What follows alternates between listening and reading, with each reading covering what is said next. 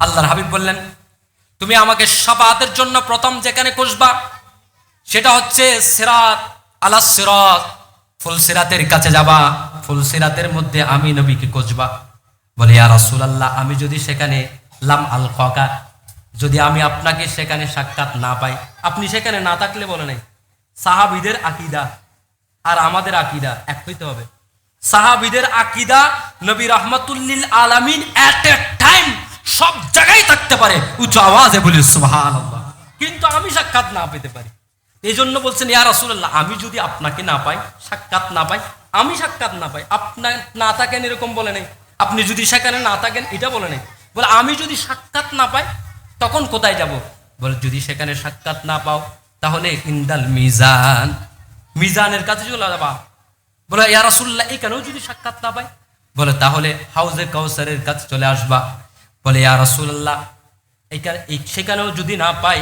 আমার নবী জবাব দিয়ে দিচ্ছেন, শুনো, এই তিন জায়গার কোনো না কোনো এক জায়গায় তুমি অবশ্যই আমাকে পেয়ে যাবা। উচ্চ আওয়াজে বলি সুবহানাল্লাহ। আম্বিয়া ইকরাম আলাইহিমুস সালাতু ওয়াস সালামের শাফাআত, এটা কোরআন দ্বারা প্রমাণিত। কোরআনের প্রত্যেকটা জায়গায় 19টা সূরার মধ্যে শাফাআতের আয়াত এসেছে 25টা আয়াত 19টা সূরাতে এসেছে। সবগুলো দ্বারা শাফাআত প্রমাণ হয়েছে যে আল্লাহ তাআলা ইজিন করলে শাফাআত করতে পারবে, আবার আল্লাহ ইজিন না করলে শাফাআত কেউ করতে পারবে না। মান যাল্লাযী ইয়াশফাউ ইনদাহু ইল্লা বিইজনি, এটাকে তারা দলিল শুরু করে দিয়েছে বাতিল আকীদাদারকরা, যারা মনে করে শাফাআত করা যাবে না, শাফাআত নবী করতে পারবে না। এরকম অনেক মুফাসসির আছে যারা ফেরাতের ময়দানে তাফসীর করেছে, ময়দানে দাঁড়িয়ে তারা মাইক পেয়েছে, মানুষ পেয়েছে, তারা বক্তব্য দেওয়া শুরু করেছে, বলছে নবী পরের কল্যাণ তো দূরের কথা, ময়দানে মাহশরে খোদ নিজের কন্যা ফাতেমাতুজ জাহরাকেও জান্নাতে নিয়ে যেতে পারবে না। উচ্চ আওয়াজে বলি নাউজুবিল্লাহ। এই হলো তাদের আকীদা। তারা আবার ইসলাম কায়েম করতে চায়। তারা বলে, আমরা সমাজে ইসলাম কায়েম করব, রাষ্ট্র ইসলাম কায়েম করব। গত 100 বছরের আমাদের ইতিহাস আছে, আমাদেরকে চিনতে হলে 100 বছরের ইতিহাস পড়তে হবে। সংসদে দেখলাম একজন সাধারণ শিক্ষিত একজন সংসদ সদস্য তাদের এই মিথ্যাচারকে একেবারে কুক করে দিয়েছেন, একেবারে ভালোভাবে তাদের এই মিথ্যাচারকে প্রমাণ করে দিয়েছেন। উচ্চ আওয়াজে বলি সুবহানাল্লাহ। এমন ভাবে তারা একজন সাধারণ মানুষের সামনে দাঁড়াতে পারছে না, তাদের মিথ্যাচারগুলো সংসদে প্রমাণ করে দিয়েছেন। বলে, আপনাদের জানতে হলে 100 বছর লাগবে না, বয়সও তো 100 বছর হয় না আপনাদের, এখনো 84 বছর। এভাবে তারা মিথ্যাচার যা করছে, তারা নবীর শাফাআতকে না মানে, তারা নবীর শাফাআতকে মানে না, তারা সাহাবীর শাফাআতকে মানে না, আউলিয়া ইকরামের শাফাআতকে মানে না। কিন্তু তারা তাদের মাদ্রাসাগুলো চালবার জন্য, তাদের মাদ্রাসাগুলোতে ছাত্র কালেকশন করার জন্য তারা যখন ওয়াজ করে তখন তারা বলে, শুনো দুনিয়ার মানুষেরা, কাল কিয়ামতের ময়দানে তোমাদেরকে যারা সুপারিশ করে জান্নাতের মধ্যে নিয়ে যাবে তারা হচ্ছেন হুফাজে কেরাম। উচ্চ আওয়াজে বলি সুবহানাল্লাহ। হাফেজরা শাফাআত করতে পারবে তারাও বিশ্বাস করে, আসলে তারা বিশ্বাস করে না, এটা শুধুমাত্র মার্কেটিং করার জন্য, তাদের ব্যবসাকে প্রতিষ্ঠিত করার জন্য, ব্যবসা প্রতিষ্ঠা করার জন্য। মুড়ে মুড়ে রাস্তায় রাস্তায় সরকারি কোনো বিধান নেই, লাইসেন্স নেই, কিছু নেই, খুলে দিয়েছে বাদশা। হেফজখানাকে হেফজখানা খুলে দিয়ে মা বাবাকে বলতেছে, তোমাদের মাথায় জান্নাতের মুকুট পরাবো, সেজন্য তোমার ছেলেকে হাফেজ বানাও, আর তোমার ছেলে হাফেজ হলে সে তোমার জন্য শাফাআত করে জান্নাতে নিয়ে যাবে। অথচ তার আকীদা নবী শাফাআত করতে পারবে না, তার আকীদা সাহাবী শাফাআত করতে পারবে না, তার আকীদা ওলি শাফাআত করতে পারবে না, তার আকীদা শাহজালাল শাফাআত করতে পারে না, তার আকীদা শাহ আমানত শাফাআত করতে পারে না, তার আকীদা হযরতে শাহ গদি শাফাআত করতে পারে না, তার আকীদা হযরতে আউলিয়া ইকরাম যারা আছেন তারা শাফাআত করতে পারে না। অথচ সে বলে যাচ্ছে তোমার হাফেজ তোমার মা বাবার জন্য শাফাআত করতে পারবে। এটা কিসের জন্য বলছে? হাকিকতান সে এটাকে ঈমান রাখে না, বিশ্বাস রাখে না। মুনাফিকের স্বভাব হচ্ছে এটা, মুখে বলবে এক, অন্তরে বিশ্বাস করবে আরেক। তাহলে তারা একদিকে বলছে হাফেজ শাফাআত করতে পারবে, অন্যদিকে ওয়াজ করছে জনগণকে নবীর বিরুদ্ধে, সাহাবীর বিরুদ্ধে, ওলি আল্লাহর বিরুদ্ধে। তারা ওনারা শাফাআত করতে পারবে না। আমরা জনগণ কোন দিকে যাব? সাধারণ মানুষ কোন দিকে যাবে? সাধারণ মানুষের ঈমান রক্ষা করার জন্য যারা যুগে যুগে কাজ করে গিয়েছেন, কোন রক্তচক্ষুকে ভয় করেন নাই, তারা উলামায়ে আহলে সুন্নাত ওয়াল জামাত। উচ্চ আওয়াজে বলি সুবহানাল্লাহ। আমাদের কোন দুই পয়সার রাজনৈতিক ক্ষমতা কিংবা রাষ্ট্রীয় জুঠা রাষ্ট্রের দুর্নীতি করে সম্পদ খাওয়ার জন্য আমাদের কোনো কারো টার্গেট নাই। এই জন্য কোনো সুন্নি উলামায়ে কেরাম কোনো সরকারের দালালি করেনি, করবে না, করে না। আর যারা আমাদেরকে দালাল বলে, যারা যুগে যুগে পৃথিবীর ইতিহাসে সবচেয়ে যুগে যুগে রাষ্ট্র ক্ষমতার দালালি যারা করেছে, তারা বাতিল ফেরকা, মুতাজিলারা রাষ্ট্র ফেরকার, রাষ্ট্রের মুতাজিলা ফেরকা রাষ্ট্রের দালালি করেছে। ইমাম আজম আবু হানিফা রাহমাতুল্লাহ আলাইহিকে শহীদ করেছে, তারা রাষ্ট্রের দালালি করেছে। ইমাম আহমদ বিন হাম্বলকে শহীদ করেছে, তারা রাষ্ট্রের দালালি করে করে যুগে যুগে আইম্মায়ে কেরামকে শহীদ করেছে। এভাবে যুগে যুগে ইতিহাস দেখলে দেখা যাবে পৃথিবীর ইতিহাসে দালাল যারা, তারা সবাই বাতিল ফেরকা। আহলে সুন্নাত ওয়াল জামাত কারো দালালি করে না, কথা বলেন ঠিক কিনা? আহলে সুন্নাত ওয়াল জামাত দালালি করে শুধু একমাত্র মদিনাওয়ালা নবী কামলিওয়ালার, আর কোন ব্যক্তি সত্তার দালালি করে না, কথা বলেন ঠিক কিনা? আজকের ইতিহাস বর্তমান সময়ে দেখেন, যারা আজকে বলছে সুন্নিরা দালাল, তাদের ইতিহাস দেখেন। যখন যেই সরকার পতন হয়েছে, সেই সরকারের সাথেও তাদের আতাত ছিল। তাদের একটা অংশ সেই সরকারের সাথে আতাত করে শোলাকিয়ার ময়দানের ইমাম ছিল, সেই সরকারের সাথে আতাত করে বাইতুল মুকাররমের ইমাম ছিল, সেই সরকারের সাথে আতাত করে সরকারি প্রত্যেকটা মসজিদ, সরকারি যে ইসলামিক ফাউন্ডেশন প্রতিষ্ঠিত মসজিদগুলো সবগুলো দখল করে নিয়েছে। আজকে তারাই আবার বর্তমান সরকারের দালালি করে আবার তারা কওমি মাদ্রাসার সার্টিফিকেটকে তারা পুঁজি করে আলিয়া মাদ্রাসায় চাকরির ব্যবস্থা করেছে, কথা বলেন ঠিক কিনা? তারা এতদিন বলেছে আলিয়া মাদ্রাসায় চাকরি করা আলিয়াতুন খালিয়াতুন আনিল ইলমি ওয়াত তাকওয়া। তারা ঘোষণা করেছে, প্রচার করেছে আলিয়া মাদ্রাসা ইলম থেকে খালি হয়ে গেছে। তারা প্রচার করেছে আলিয়া মাদ্রাসা তাকওয়া শূন্য হয়ে গেছে। তারা প্রচার করেছে আলিয়া মাদ্রাসা খ্রিস্টানদের মাদ্রাসা। তারা যুগে যুগে জায়গায় জায়গায় প্রচারণা করেছে আলিয়া মাদ্রাসার বিরুদ্ধে। আজকে তারা সরকারকে ব্যবহার করে, সরকারকে পুঁজি করে, সরকারের কাছে তারা রাজনৈতিক পাওয়ার দিয়ে সরকারকে তারা জিম্মি করে কিংবা সরকারের সাথে কোনো শর্তে আতাত করে তারা আজকে সেই আলিয়া মাদ্রাসায় চাকরি করার জন্য সরকার কর্তৃক পরিপত্র জারি করিয়েছে, কথা বলেন ঠিক কিনা? তারা আবার আমাদেরকে দালাল বলে। তারা একদিকে নিজেরাই দালাল, আবার কাদেরকে দালাল বলে? আমাদেরকে দালাল। আমি আজকের প্রোগ্রাম থেকে সরকারের কাছে উদাত্ত আহ্বান জানাবো যে আলিয়া মাদ্রাসায় কওমি শিক্ষা থেকে কওমি আলাদা শিক্ষাঙ্গন, যেটার উপর আপনাদের এখনো নিয়ন্ত্রণ প্রতিষ্ঠিত হয়নি, তাদের যে বোর্ড, সেই বোর্ডের স্বীকৃতি এখনো দেওয়া হয়নি, তাদের পরীক্ষা পদ্ধতি এখনো যথার্থ পরীক্ষা পদ্ধতি হয়নি, তাদের পরীক্ষা পদ্ধতিকে চ্যালেঞ্জ করা যায়। তাদের সাথে আলিয়া মাদ্রাসার অসংখ্য পরীক্ষা পদ্ধতির অমিল রয়েছে। একটা আলিয়া মাদ্রাসার শিক্ষার্থীকে 10 বছর পড়ালেখা করার পরে দাখিল পরীক্ষা, 12 বছর পরে আলিম পরীক্ষা, 15 বছর পরে ফাজিল পরীক্ষা, 16 বছর পরে অনার্স পরীক্ষা, 17 বছর পরে মাস্টার্স পরীক্ষা দিতে হয়। অথচ আলিয়া মাদ্রাসার সাথে তাদেরকে এক কাতারে আনার জন্য যে আলিয়া মাদ্রাসার বিপরীতে কওমি মাদ্রাসাকে স্বীকৃতি দেওয়া হয়েছে, সেই দৌড়া পাস করতে সময় লাগে মাত্র 10 বছর, কথা বলেন ঠিক কিনা? তখন 10 বছরে আমাদের ছাত্ররা কোথায়? ক্লাস 10-এ, তারা মাস্টার্স পাস। কি পড়াবে আমাদের ছাত্রদের? কি শিখাবে আমাদের? তাদের ইতিহাস দেখেন, প্রত্যেকটা মাদ্রাসা রেকর্ড পত্রিকার নিউজ, প্রত্যেকটা মাদ্রাসা তাদের আখলাকের, এই বদ আখলাকের, তাদের বদ চরিত্রের নিউজ প্রত্যেকটা পেপারে। কদিন পরে আলিয়া মাদ্রাসায় এখন সেই নিউজ আসেনি। কদিন পরে সরকার যে উদ্যোগ নিয়েছে, এই উদ্যোগের বিরুদ্ধে যদি এখন আমরা না বলি, তাহলে আমাদের পরিণতি খারাপ হবে। সেই কারণে আমি সতর্ক বার্তা দিচ্ছি, সবাইকে এই কথা বলা দরকার, একযোগে বলা দরকার। তারা আমাদের আলিয়া মাদ্রাসায় ঢুকবে, জামিয়ার মতো প্রতিষ্ঠানে তারা ঢুকতে চাইবে সরকারকে ব্যবহার করে, কাদিরিয়া তৈবাতে ঢুকতে চাইবে সরকারকে ব্যবহার করে, এরকম প্রত্যেকটা মাদ্রাসায় শাসনিয়ায় ঢুকতে চাইবে সরকারকে ব্যবহার করে। আলিয়া মাদ্রাসাগুলোতে তারা যখন ঢুকবে, সেখানে ঢুকে তারা তাদের ওই কওমে লুতের স্বভাবকে সেখানেও যখন প্রতিষ্ঠিত করবে, পরের দিন পত্রিকায় নিউজ হবে শাহ হাসান আউলিয়া মাদ্রাসার শিক্ষক এই কারণে গ্রেফতার। বদনাম কার হবে?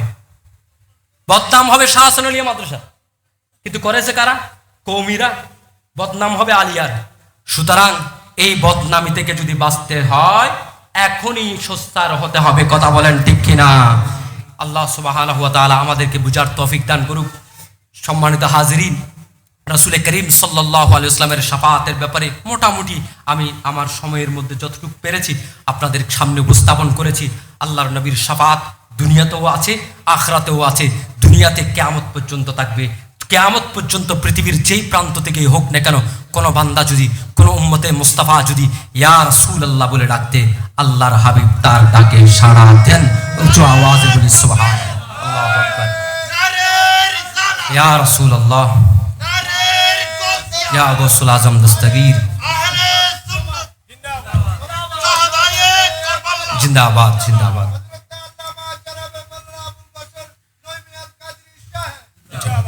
এবং বিশেষ আরেকটা বিষয়ে আপনাদের কথা বলা প্রয়োজন মনে করছি, সেটা হচ্ছে ঈমান।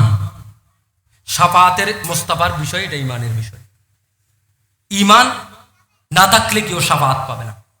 বেঈমানের জন্য কোনো শাফাআত নেই, কোনো বেঈমানকে শাফাআত করা হবে না। ঈমানদারের জন্য শাফাআত। এখন সবচেয়ে বড় মুসিবত হচ্ছে ঈমান রক্ষা করা। আমার নবী বলেছেন শাফাআতি লি আহলিল কাবায়ের, তুমি কবিরা গুনাহগার হও, তোমার জন্য আমি নবীর শাফাআত আছে। যদি তুমি বেঈমান হও, তোমার জন্য কোনো শাফাআত। ঈমান রক্ষা করতে হবে। আজকে বাংলাদেশের মানুষকে ঈমান রক্ষা করতে হলে কয়েকটা বাতিল ফেরকার সাথে বড় যুদ্ধ করতে হবে। আমাদের সবচেয়ে বড় যুদ্ধ বাতিল ফেরকার সাথে। এক নম্বর ফেরকা ওয়াহাবি ফেরকা। বাংলাদেশে সবচেয়ে বেশি বাতিল ফেরকা, যেটা এখন সবচেয়ে বেশি বেড়ে গেছে, এটার নাম কি? ওয়াহাবি ফেরকা। আগে ছিল খারেজি, এখন তাদের নাম ওয়াহাবি। আগে খারেজি মানে এটা মৌলা আলী রাদিয়াল্লাহু তাআলা আনহু জামানাত থেকে শুরু করে খারেজি, তারা নাম পাল্টাইতে পাল্টাইতে পাল্টাইতে অসংখ্য নাম পরিবর্তন করে এখন হেফাজতি পর্যন্ত চলে এসেছে আর কি। কিন্তু আমরা হেফাজতি বলছি না, আমরা বলছি ওয়াহাবি। এই ওয়াহাবি ফেরকা এক। দুই নম্বর ফেরকা, দ্বিতীয় ফেরকা, যেটার সাথে আমাদের কথা, আমাদের মোনাজারা করতে হয়, আমাদের ইমাম শের বাংলা রহমতুল্লাহ আলাইকে মোনাজারা করতে হয়েছে, সেটা হলো জামায়াতি ফেরকা। যদিও জামাত নিজেদেরকে ফেরকা দাবি করে না, তারা বলছে আমরা রাজনৈতিক দল, কিন্তু তাদেরও নিজস্ব আকীদা আছে। যদিও তারা প্রকাশ করে না এটা, তাদের আকীদা কি তারা নিজেরাও জানে না। তাদের আকীদা তোরা সালাফি থেকে, তোরা ওয়াহাবি থেকে, তোরা শিয়া থেকে, এক একজন থেকে নিয়ে জগা কি শুরু হয়ে আর একটা আকীদা, কোনো আকীদাই নেই। দুই নম্বর ফেরকা। তিন নম্বর ফেরকা, সেটা হচ্ছে সালাফি ফেরকা, যারা আল্লাহকে মুজাসসামা মানে, আল্লাহ চেয়ারে বসে আছেন মনে করে, আল্লাহ আরশে কুরসির উপরে চেয়ারের উপরে বসে আছেন, আল্লাহর হাত পা আছে এরকম মনে করে। উচ্চ আওয়াজে বলি নাউযুবিল্লাহ। কয়টা ফেরকা বললাম? তিনটা। চতুর্থ ফেরকা, যেটা সবচেয়ে বড় বিপদ, ওয়াহাবি ফেরকা। সুন্নিরা সহজে ওয়াহাবি হয় না। জামাতি ফেরকা, সুন্নিরা সহজে জামাতি ফেরকা হয় না। সালাফি ফেরকা, সুন্নিরা সহজে সালাফি ফেরকা হয় না। এগুলোকে চেনার অনেক আলামত আছে। কিন্তু সর্বশেষ যে ফেরকা, এটা শিয়া ফেরকা, যেটা আমাদের ভিতরে এখন ঢুকে যাচ্ছে। কিসের নামে ঢুকছে? শাহাদাতে কারবালা মাহফিলের নামে। আই হুসাইন বললে আমরা তো ফেদা হয়ে যায়, ইয়া হুসাইন বললে আমাদের জজবা বৃদ্ধি হয়ে যায়। মৌলা আলী মুশকিল কুশার নাম ধরলে, নারে হায়দারি বললে আমাদের জজবা এসে যায়।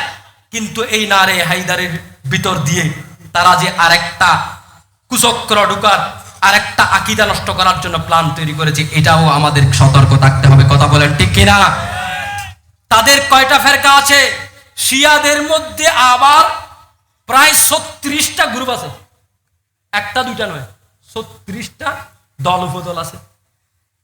এগুলোর এমনও দল আছে যারা হযরত মৌলা আলীকে খোদা মনে করে। উচ্চ আওয়াজে বলি নাউযুবিল্লাহ।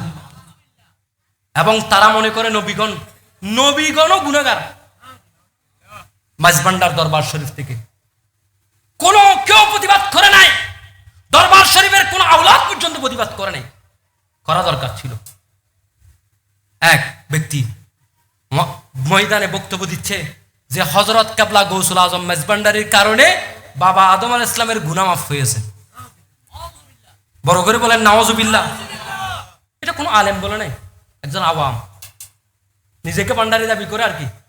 সে এমনও করেছে, শিয়া আজান জারি করেছে বগারবিল রাঙ্গুনিয়া, সে শিয়া আজান পর্যন্ত জারি করেছে দরবার শরীফে।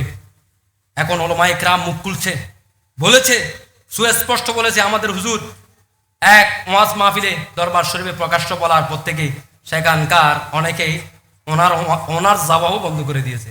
এখন আরেক হুজুর বলেছে ওনারও যাওয়া আশা করি বন্ধ হয়ে যাবে, দেরি হবে না। কারণ এই চক্র উঠে পড়ে লেগেছে। এই চক্রের পিছনে টাকা ডালার জন্য এখন আরো বড় টাকা পাওয়া গেছে। টাকার খনি পেয়েছে ইরান, 300 কোটি বিলিয়ন ডলার যে চুক্তি হয়েছে, 300 কোটি বিলিয়ন ডলার। এই টাকার পরিমাণ বাংলা করলে কত দাঁড়ায় জানেন? 36 লক্ষ কোটি টাকা। 36 লক্ষ কোটি টাকা। বাংলাদেশের সরকারের এক বছরের বাজেট মাত্র 9 লক্ষ কোটি টাকা।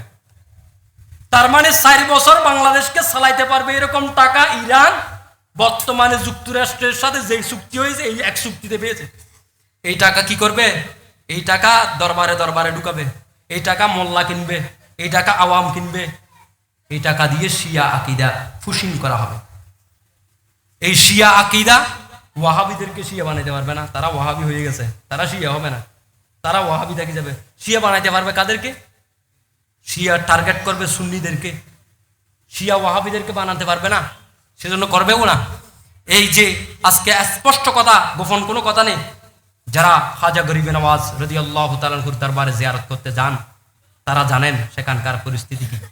খাজা গরিব নওয়াজের দরবারের আশেপাশে যতগুলো খাদেম খুদ্দামরা রয়েছে অধিকাংশের আকীদা শিয়া হয়ে গেছে। তো এই মুহূর্তে এই শিয়া, আবার শিয়া দুই প্রকার। এক প্রকার শিয়া হলো প্রকাশ্য শিয়া, যে বলে আমি শিয়া, প্রকাশ্য শিয়ার মতো কার্যক্রম করে, তাজিয়া মিছিল করে, সর মারে, তাফরা মারে, মাতম করে, তাকেও চিনা যায়। তার থেকে বাঁচা সহজ। হুসনে দালানের শিয়া থেকে বাঁচা সহজ। এই যে আন্দুর কিল্লার শিয়া মিছিল থেকে বাঁচা সম্ভব। কিন্তু এখন আরেক প্রকার শিয়া বের হয়েছে, যারা নিজেদেরকে বলে আমরা সুন্নি, শুধু সুন্নি না পুরো বিশ্ব সুন্নি, আমাদের ভিতরে বড় সুন্নি। আমরা নিজেদেরকে সুন্নির বাইরে বলে না, সুন্নি বলে, কিন্তু আমিরে মুআবিয়া রাদিয়াল্লাহু তাআলা আনহুকে কাফের বলে। সুন্নি দাবি করে ফারুক আজমকে গালিগালাজ করে, সুন্নি দাবি করে সিদ্দিক আকবরকে গালিগালাজ করে, সুন্নি দাবি করে আম্মা জান আয়েশা সিদ্দিকা রাদিয়াল্লাহু তাআলা আনহার বিপক্ষে বলে। তাদেরকে কেমনে চিনবেন? তাদেরকে চেনা তো কঠিন, কারণ তারা তো মিলাদ কিয়ামও করে, সব কিছু করে, সব সুন্নিদের মতো, কিন্তু ভিতরে আর এক আকীদা। আরো একটা মুসিবত আছে, এটাও কোনো মতে চিনবেন। কেমনে চিনবেন? অন্তত কি কার বিরুদ্ধে বলতেছে? আমিরে মুআবিয়া রাদিয়াল্লাহু তাআলা আনহুর বিপক্ষে ডাইরেক্ট কাফের বাগী এরকম করে বলতেছে। তাহলে প্রকাশ্য যখন বলতেছে তারেও চেনা যায়। আরেক প্রকার শিয়া আছে আজকে যাদেরকে নিয়ে আমরা মাথায় নিয়ে নাচছি, আমাদের উলামায়ে কেরাম যারা হক্কানি রব্বানি আলেমে দ্বীন প্রকৃতপক্ষে, তাদেরকে সম্মান পর্যন্ত করে না। অহংকার, এমন অহংকার করছে মাটিতে পা পড়ছে না, এমন অহংকার করছে তার জন্য বড় আলেম দাঁড়িয়ে গেছে, সেই আলেমের দিকে ভ্রুক্ষেপ পর্যন্ত করছে না। এমন অহংকারী তারা শিয়াবাদ প্রচার করছে অন্যভাবে। তারা কি বলছে? Academic discussion. তারা এটাকে সুন্দর নামকরণ করেছে। এটার খপ্পরে পড়ছে শিক্ষিত মানুষরা, সাধারণ মানুষ না। শিক্ষিত মানুষ, স্কুল কলেজের স্টুডেন্টরা, ইউনিভার্সিটির স্টুডেন্টরা তাদের খপ্পরে পড়তেছে। কিরকম? তারা বলছে আমরা একাডেমিক ডিসকাশন করছি। একাডেমিক ডিসকাশনের জন্য হযরত আমিরে মুআবিয়া রাদিয়াল্লাহু তাআলা আনহুর বিপক্ষে কথা বলা যাবে। কিরকম কথা বলতেছে? কাফের বলতেছে না, বলে যে আমিরে মুআবিয়া রাদিয়াল্লাহু তাআলা আনহু কি করতেছে? সাহাবীও মানতেছে। সাহাবী মানার পরে বলতেছে তিনি হকের উপর নেই, তিনি বাগী ছিলেন, বাগাওয়াত করেছেন। এমন ভাবে তার ইতিহাস চর্চার নামে এমন ভাবে আমাদের ভিতরে এই বিষয়গুলো ফুসিন করছে, এমন ভাবে ফুসিন করছে, আমাদের জেহান অটোমেটিক আমাদের জেহান অটোমেটিক ভাবে হযরতে আমিরে মুআবিয়া রাদিয়াল্লাহু তাআলা আনহুর বিপক্ষে অবস্থান নিয়ে ফেলছে। যেমন একজন ব্যক্তি সম্পর্কে আমরা বলি না, মানুষটা খুব ভালো কিন্তু হাত বাটি। কি? মানুষটা ভালো কিন্তু হাত বাটি। এটা তারিফ না বদনাম? তারিফ না বদনাম? কথা বলেন, তারিফ না বদনাম? শুরুতে বলছে কি মানুষটা ভালো কিন্তু হাত বাটি। হাত বাটি মানে কৃপণ, অথবা কর্জ নিলে দেয় না, বদনাম করতেছে। আচ্ছা, মানুষটা সম্পর্কে আপনার জেহানে কি ভালো এটা প্রতিষ্ঠা হবে না খারাপ প্রতিষ্ঠা হবে? মানুষটা সম্পর্কে আপনার তাসাউরে, আপনার জেহানে, আপনার মাইন্ডে কি মাইন্ডসেট আসবে? মাইন্ডসেট আসবে যে এই মানুষটা ভালো না। ঠিক অনুরূপ ভাবে তারা মাইন্ডসেট এস্টাবলিশ করতে চাচ্ছে মেইন স্ট্রিমের নামে। কি? যে হযরত আমিরে মুআবিয়া রাদিয়াল্লাহু তাআলা সাহাবী ঠিক, কিন্তু তিনি এই করেছেন, সেই করেছেন, এটা করেছেন, ওইটা করেছেন, এরকম করে করে আপনার ব্রেনে সে প্রথমে ফুসিন করতে চাচ্ছে হযরত আমিরে মুআবিয়া রাদিয়াল্লাহু তাআলার বিপক্ষে, যেন আপনার জেহান চলে যায়। উচ্চ আওয়াজে বলি নাউযুবিল্লাহ। খায়র সর্বশ্রেষ্ঠ উম্মত হিসেবে ঘোষণা দিয়েছেন আল্লাহ রাব্বুল আলামিন। বলেন কুনতুম খায়রা উম্মাতিন উখরিজাত লিন-নাস। আল্লাহ তাআলা আমাদেরকে ইন্ডিকেট করে বলছেন কুনতুম খায়রা উম্মাতিন, হে দুনিয়ার উম্মতে মুস্তাফা শুনো, তোমরা হচ্ছ দুনিয়ার মধ্যে আমার যত নবী রাসূল প্রেরণ করেছি, সমস্ত রাসূলদের, সমস্ত নবীদের যত উম্মত এই জমিনের মধ্যে তাশরীফ এনেছে, সমস্ত উম্মতের মধ্যে তোমরা হচ্ছ খায়র, সর্বশ্রেষ্ঠ উম্মত। উচ্চ আওয়াজে বলি সুবহানাল্লাহ। সেই সর্বশ্রেষ্ঠ উম্মতের মধ্যে আল্লাহ তাআলা আমাকে আপনাকে শুমার করেছেন, অন্তর্ভুক্ত করেছেন। আমাদের কোনো চেষ্টা ছিল না, আমাদের কোনো গোলামিয়ত ছিল না, আমাদের কোনো কষ্ট ছিল না। আল্লাহ তাআলা আমাদেরকে ইহসান করে, দয়া করে, মহাব্বত করে সর্বশেষ নবীর উম্মত হওয়ার তৌফিক দান করেছেন। সেজন্য আল্লাহর দরবারে শুকরিয়া আদায় করে বলি আলহামদুলিল্লাহ। হুজুর করিম সাল্লাল্লাহু আলাইহি ওয়াসাল্লাম আমাদের জন্য নয়, শুধু তামাম মাখলুকাতের জন্য। হুজুর করিম সাল্লাল্লাহু আলাইহি ওয়াসাল্লামকে আল্লাহ তাআলা ইন্ডিকেট করে বলছেন ওয়ামা আরসালনাকা ইল্লা রাহমাতাল লিল আলামিন। আই মাহবুব নবী, আপনাকে শুধুমাত্র মানুষের জন্য নয়, শুধুমাত্র জিন পরীর জন্য নয়, শুধুমাত্র আম্বিয়া ইকরাম আলাইহিমুস সালামের জন্য নয়, শুধুমাত্র গাছপালা তরুলতার জন্য নয়, আসমান জমিনের জন্য নয়, সমগ্র জগতের জন্য আপনি রাসূলকে আমি রহমত করেছি। উচ্চ আওয়াজে বলি সুবহানাল্লাহ। এমন রহমতুল লিল আলামিনের উম্মত আমরা হতে পেরে আমাদের জীবন ধন্য। সেজন্য আল্লাহর দরবারে আবারও শুকরিয়া আদায় করে বলি আলহামদুলিল্লাহ। আজকের শাহাদাতে কারবালা মাহফিলে আমাকে নির্দিষ্ট একটা বিষয় নির্ধারণ করে দেওয়া হয়েছে, শাফাআতে মুস্তাফা সাল্লাল্লাহু আলাইহি ওয়াসাল্লাম। শাফাআতে মুস্তাফা, এখানে শাফাআত শব্দটার যদি আমরা শাব্দিক বিশ্লেষণ করি তাহলে এই সাফা শব্দের অর্থ হচ্ছে জোর সংখ্যা। জোর সংখ্যাকে সাফা বলা হয়। সাফউন ওয়া বিতরুন, বিত যখন বলা হয় তখন বেজোট সংখ্যাকে উদ্দেশ্য হয়, আর সাফউন যখন বলা হয় তখন জোর সংখ্যাকে বোঝায়। শাফাআতের আরেক অর্থ হচ্ছে সুপারিশ করা। এখানে শাফাআতকে যদি আমরা জোর সংখ্যা হিসেবে ধরি তাহলে যারা ভাষাবিদরা রয়েছে আহলুল লুগাত, তারা বলছেন যে এখানে শাফাআত শব্দ দ্বারা বুঝায় একটার সাথে আরেকটাকে টেনে নেওয়া, একটা বস্তুকে তার সমান নয়, একটা বস্তু তার সমান নয় এমন বস্তুকে নিজের মধ্যে আঁকড়ে নেওয়া, নিজের মধ্যে ধারণ করে নেওয়া, এটার নাম শাফাআত। উচ্চ আওয়াজে বলি সুবহানাল্লাহ। এই শাফাআত শব্দের শাব্দিক অর্থের মধ্যে একটা রহস্য লুকিয়ে আছে। সেই রহস্য হলো একজন মুমিন বান্দা, জান্নাতি বান্দা, আরেকজন মুমিন কিন্তু জান্নাতি হতে পারেনি। হিসাবের পাল্লায়, মিজানের মধ্যে তার গুনার পাল্লা ভারী হয়ে গেছে, জাহান্নাম তার জন্য ওয়াজিব হয়ে গেছে। আমার আল্লাহর পক্ষ থেকে ওই জান্নাতি বান্দা এই জাহান্নামীকে তার ভিতরে অন্তর্ভুক্ত করে নিয়ে এটা আমার মানুষ এমন বলে সে তাকে জান্নাতে নেওয়া যাওয়ার, তার জান্নাতের মধ্যে তার সাথে নিয়ে যাওয়ার যে অনুমতি দেওয়া হয়, এটার নাম হচ্ছে শাফাআত। উচ্চ আওয়াজে বলি সুবহানাল্লাহ। তাহলে শাফাআত কি? শাফাআত হচ্ছে একজনের সাথে আরেকজনকে যুক্ত করে নেওয়া, একজনের সাথে আরেকজনকে যুক্ত করে নেওয়ার হচ্ছে শাফাআত। জোর করা, সংযুক্ত করা, একত্রে নেওয়া, এটার নাম শাফাআত। শাফাআতে মুস্তাফা যখন বুঝায় তখন অর্থ দাঁড়ায় হুজুর করিম সাল্লাল্লাহু আলাইহি ওয়াসাল্লামের শাফাআত, হুজুর করিম সাল্লাল্লাহু আলাইহি ওয়াসাল্লামের সুপারিশ, রিকমেন্ডেশন। আমরা যখন কোনো কাজের জন্য এই এলাকার একটা উন্নয়ন কর্মসূচি করবার জন্য, রাস্তাটা আমরা ডেভেলপ করবার জন্য যদি সরকার থেকে একটা বাজেট চাই, সরকারের সহজ সড়ক ও জলপথ সরকার আলাদাভাবে একটা অধিদপ্তর করেছেন, সেই দপ্তরের মধ্যে আমাদের একটা আবেদন জমা করতে হবে যে আমাদের এই এলাকার রাস্তাটা একটু উন্নয়ন করতে হবে, ডেভেলপ করতে হবে।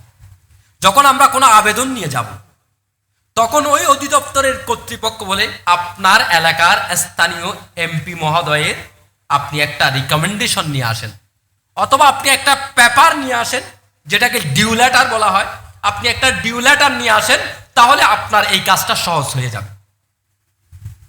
ঠিক অনুরূপভাবে হুজুর করিম সাল্লাল্লাহু আলাইহি ওয়াসাল্লামের পক্ষ থেকে যখন কোনো বান্দার উপরে আল্লাহর দরবারে সুপারিশ করা হবে যে এটা আমার উম্মত, তখন তার জন্য মিজান, ফুলসিরাত সবকিছুতে সহজ ব্যবস্থা হয়ে যাবে। এটার নাম শাফাআত। উচ্চ আওয়াজে বলি সুবহানাল্লাহ।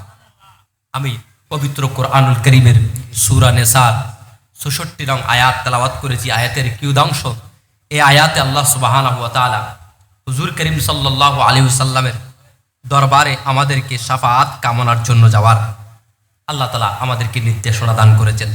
আল্লাহ তাআলা বলছেন ওয়ালাউ আন্নাহুম ইয যালামু আনফুসাহুম, যখন তারা নিজেদের নফসের উপর জুলুম করে, জাউকা ইয়া রাসূলুল্লাহ, তারা যেন আপনার দরবারে আসে, ফাস্তাগফিরুল্লাহ, তারা আপনার দরবারে এসে আল্লাহর কাছে ইস্তেগফার করবে, ওয়াস্তাগফার লাহুমুর রাসূল, আর তাদের এই ইস্তেগফারের উপরে, তাদের এই আল্লাহর কাছে ক্ষমা প্রার্থনার উপরে যদি আপনি রাসূল ইস্তেগফার করেন, আপনি রাসূল সুপারিশ করেন, লাওয়াজাদুল্লাহ তাওয়াবার রাহিমা, তাহলে তারা অবশ্যই অবশ্যই আল্লাহকে তওবা কবুলকারী পাবে এবং রহিম পাবে। উচ্চ আওয়াজে বলি সুবহানাল্লাহ।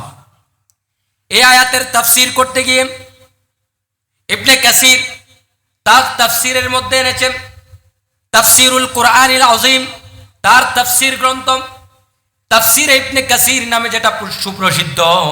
এই তাফসীর ইবনে কাসির পৃথিবীর প্রায় প্রত্যেকটা মাদ্রাসার মধ্যে পৌঁছে গেছেন। সমস্ত মুসলমান এই তাফসীরের সাথে মোটামুটি পরিচিত হয়েছেন। যারা আজকে আমার নবীর শাফাআতকে মানতে চায় না, তাদের মাদ্রাসায় এই কিতাবকে পড়ানো হয়। সেই তাফসীরের মধ্যে তিনি বর্ণনা করছেন, এই আয়াতের তাফসীর করছেন। তিনি বলছেন জুলুমটা কেমন, কারা জুলুম করে, এই প্রসঙ্গে বর্ণনা দিতে গিয়ে তিনি বলেন যে জুলুম হচ্ছে দুই ধরনের। একটা হচ্ছে খতা, ভুল করার মাধ্যমে জুলুম করা নিজের উপরে, আর একটা হচ্ছে ইসিয়ান, জেনে শুনে গুনাহ করার মাধ্যমে তার নিজের উপর জুলুম করা। তিনি বলছেন আল্লাহ তাআলা এখানে ইরশাদ করেছেন, আল্লাহ তাআলা এখানে রাস্তা দেখিয়েছেন, বান্দারে তোমরা যদি খতা করো কিংবা তোমরা যদি গুনাহ করো, মাসিয়াতের মধ্যে থাকো, গুনাহ করার পরে তোমাদের অন্ধকার কলব যখন অন্ধকারাচ্ছন্ন হয়ে গেছে, তোমাদের অন্ধকার এই কলব নিয়ে আমার রসুলের দরবারে যদি তোমরা আসো, আমার রসুলের দরবারে এসে আমার রসুলের সামনে, আমার রসুলকে সামনে নিয়ে তোমরা যদি আল্লাহর দরবারে গুনাহ ক্ষমার জন্য, গুনাহ মাফ চাওয়ার জন্য তওবা করো, আর আমার রসুল তোমাদের এই তওবার উপরে, ইস্তেগফারের উপরে, তোমাদের ইস্তেগফারের উপরে আমার রসুল যদি শাফাআত করে, আমার রসুল যদি সুপারিশ করে, তাহলে জেনে রাখো নিঃসন্দেহে তোমাদের তওবা আমার আল্লাহর দরবারে কবুল হয়ে যাবে। উচ্চ আওয়াজে বলি সুবহানাল্লাহ। তিনি সেখানে একটা ঘটনা কোট করেছেন। তিনি সেই ঘটনা শামেল কিতাব থেকে রওয়ায়াত করেছেন। তিনি বলেন হযরতে উতবী রাহমাতুল্লাহ আলাইহি এই ঘটনা বর্ণনা করছেন। রাসূল করিম সাল্লাল্লাহু আলাইহি ওয়াসাল্লাম যখন ওয়াফাত বরণ করলেন, আল্লাহর হাবিবের ওয়াফাতের পরে রওজায়ে আতহারের পাশে তিনি বলেন, আমি একদিন আল্লাহর হাবিব রাসূল করিম সাল্লাল্লাহু আলাইহি ওয়াসাল্লামের রওজায়ে আতহারের পাশে জালিসান বসা অবস্থায় ছিলাম। এমত অবস্থায় দেখলাম ফাজা আরবিয়ুন, একজন আরবের বেদুইন লোক, গ্রামের লোক আমার নবীর দরবারে তাশরীফ এনেছে। আমার নবীর দরবারে তাশরীফ এনে ওই বেদুইন লোক আল্লাহর হাবিব হুজুর আকরাম সাল্লাল্লাহু আলাইহি ওয়াসাল্লামের রওজায়ে আতহারের সামনে দাঁড়ালেন। দাঁড়িয়ে বলেন, আসসালামু আলাইকা ইয়া রাসূলুল্লাহ। সালাম আরজ করলেন আল্লাহর হাবিবকে, ইয়া রাসূলুল্লাহ। আসসালাতু ওয়াসসালামু আলাইকা ইয়া রাসূলুল্লাহ। সালাতু সালাম আরজ করলেন। সালাম আরজ করার পরে বলে, ইয়া রাসূলুল্লাহ, আমি আল্লাহকে বলতে শুনেছি, ওয়ালাউ আন্নাকুম ইযযালামু আনফুসাহুম। এই আয়াত তিনি তেলাওয়াত করলেন। বলে, আমি এই আয়াত কোরআনে কারীমের মধ্যে পেয়েছি। কোরআনে আমার আল্লাহ ইরশাদ করেছেন, যদি নিজের উপর জুলুম করো গুনার মাধ্যমে, তাহলে গুনাহ মাফ করতে যদি চাও নবীজির দরবারের মধ্যে চলে আসো। ইয়া রাসূলুল্লাহ, আমি এই আয়াত শুনে আপনি নবীর দরবারে চলে এসেছি। আপনার দরবারে আসে দেখলাম আপনি দুনিয়ার হায়াতের মধ্যে হীন হায়াতের মধ্যে নেই। ইয়া রাসূলুল্লাহ, আপনাকে সরাসরি বলার জন্য আমি এসেছি, আপনার কাছে এসেছি। আমি আপনার মুস্তাশফিয়ান, আমি আপনার দরবারে শাফাআতের প্রত্যাশায় আমার গুনাহ মাফ করার জন্য, মুস্তাগফিরান ওয়া মুস্তাশফিয়ান, আমি আমার গুনার ক্ষমা চাওয়ার জন্য এবং আমার গুনার উপরে আপনার শাফাআত নেওয়ার জন্য, আমার গুনাহ মাফের ইস্তিগফারের উপরে আপনার শাফাআত নেওয়ার জন্য আপনি নবীর দরবারে উপস্থিত হয়েছি। উচ্চ আওয়াজে বলি সুবহানাল্লাহ। তিনি বলছেন, বর্ণনাকারী বলছেন, ওই ব্যক্তি আল্লাহর হাবিবের রওজায়ে আতহারের গিলাফ ধরে আল্লাহর হাবিবের রওজায়ে আতহারের মাটি ধরলেন, মাটিগুলো ছুঁয়ে সেই মাটিগুলো তার মুখের মধ্যে মালিশ করতে লাগলেন, বুকের মধ্যে মালিশ করতে লাগলেন। আর খদ্দাইন ও তার দুই সোয়ালগুলো আল্লাহর নবীর রওজায়ে আতহারের মধ্যে ঘষতে লাগলেন আর কান্না করতে লাগলেন। কাঁদতে কাঁদতে এক পর্যায়ে সে একটা কবিতা পাঠ করতে শুরু করলো। কাঁদতে কাঁদতে সে বলল, ইয়া খায়রা মান দুফিনাত, ইয়া খায়রা মান দুফিনাত বিল কাই আযমুহু ফাতাবা মিন তিবিহিন্নাল কাহু ওয়াল আকামু।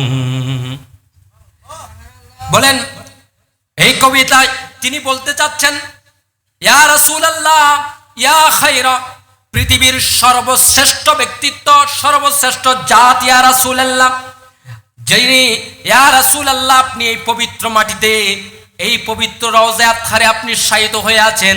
ইয়া রাসূলুল্লাহ, আপনার কদম মোবারকের সদকায়, আপনার দেহ মোবারকের সদকায় আজকে এই সমতল ভূমি, পাহাড় সমূহ সবকিছু আপনার নূরানি জাসাদ মোবারকের খুশবে মাতোয়ারা হয়ে গেছে, সুমিষ্ট হয়ে গেছে। উচ্চ আওয়াজে বলি সুবহানাল্লাহ। তারপরে সে বলল, নাফসিন ফিদা, ইয়া রাসূলুল্লাহ, নাফসিন ফিদা, আমার জান আপনার দরবারে কোরবান করে দিলাম। নাফসিল ফিদা লিকাবরিন আই লিরাউদাতিন, নাফসিল ফিদা লিরাউদাতিন আনতা সাকিনুহু ওয়া ফীহিল আফাফু ওয়া ফীহিল জুদ ওয়াল কারামু। সালাতুন ইয়া সালামুন ইয়া হাবিবাল্লাহ আলাইকুম। সেই কবিতা পাঠ করে বলছেন, ইয়া রাসূলুল্লাহ, আমি আপনার দরবারে এসেছি। ইয়া হাবিবাল্লাহ, ইয়া রাসূলুল্লাহ, আজকে আপনি রওজায়ে আতহারে শায়িত অবস্থায় আছেন। আপনার দেহ মোবারক নূরে মুজাসসাম, আপনার জিসিম মোবারকের খুশবু পেয়ে পুরা আরব ভূমি আজকে মাতোয়ারা হয়ে গেছে। আজকে পুরা আরব ভূমি আপনার খুশবু ছড়িয়ে পড়েছে। ইয়া রাসূলুল্লাহ, আমার জান আপনার জন্য কোরবান করে দিলাম। ইয়া রাসূলুল্লাহ, আপনার রওজায়ে আতহারে আমার জান কোরবান করে দিলাম। যেখানে আপনি শায়িত আছেন ইয়া রাসূলুল্লাহ, ওইখানে আপনার জন্য ফীহিল আফাফু ওয়া ফীহিল জুদ ওয়াল কারাম। ইয়া রাসূলুল্লাহ, সেখানেই তো বড় দয়া, সেখানেই তো রহমত, সেখানেই তো আপনার নিষ্কলুষ পবিত্রতা সেখানের মধ্যেই রয়েছে।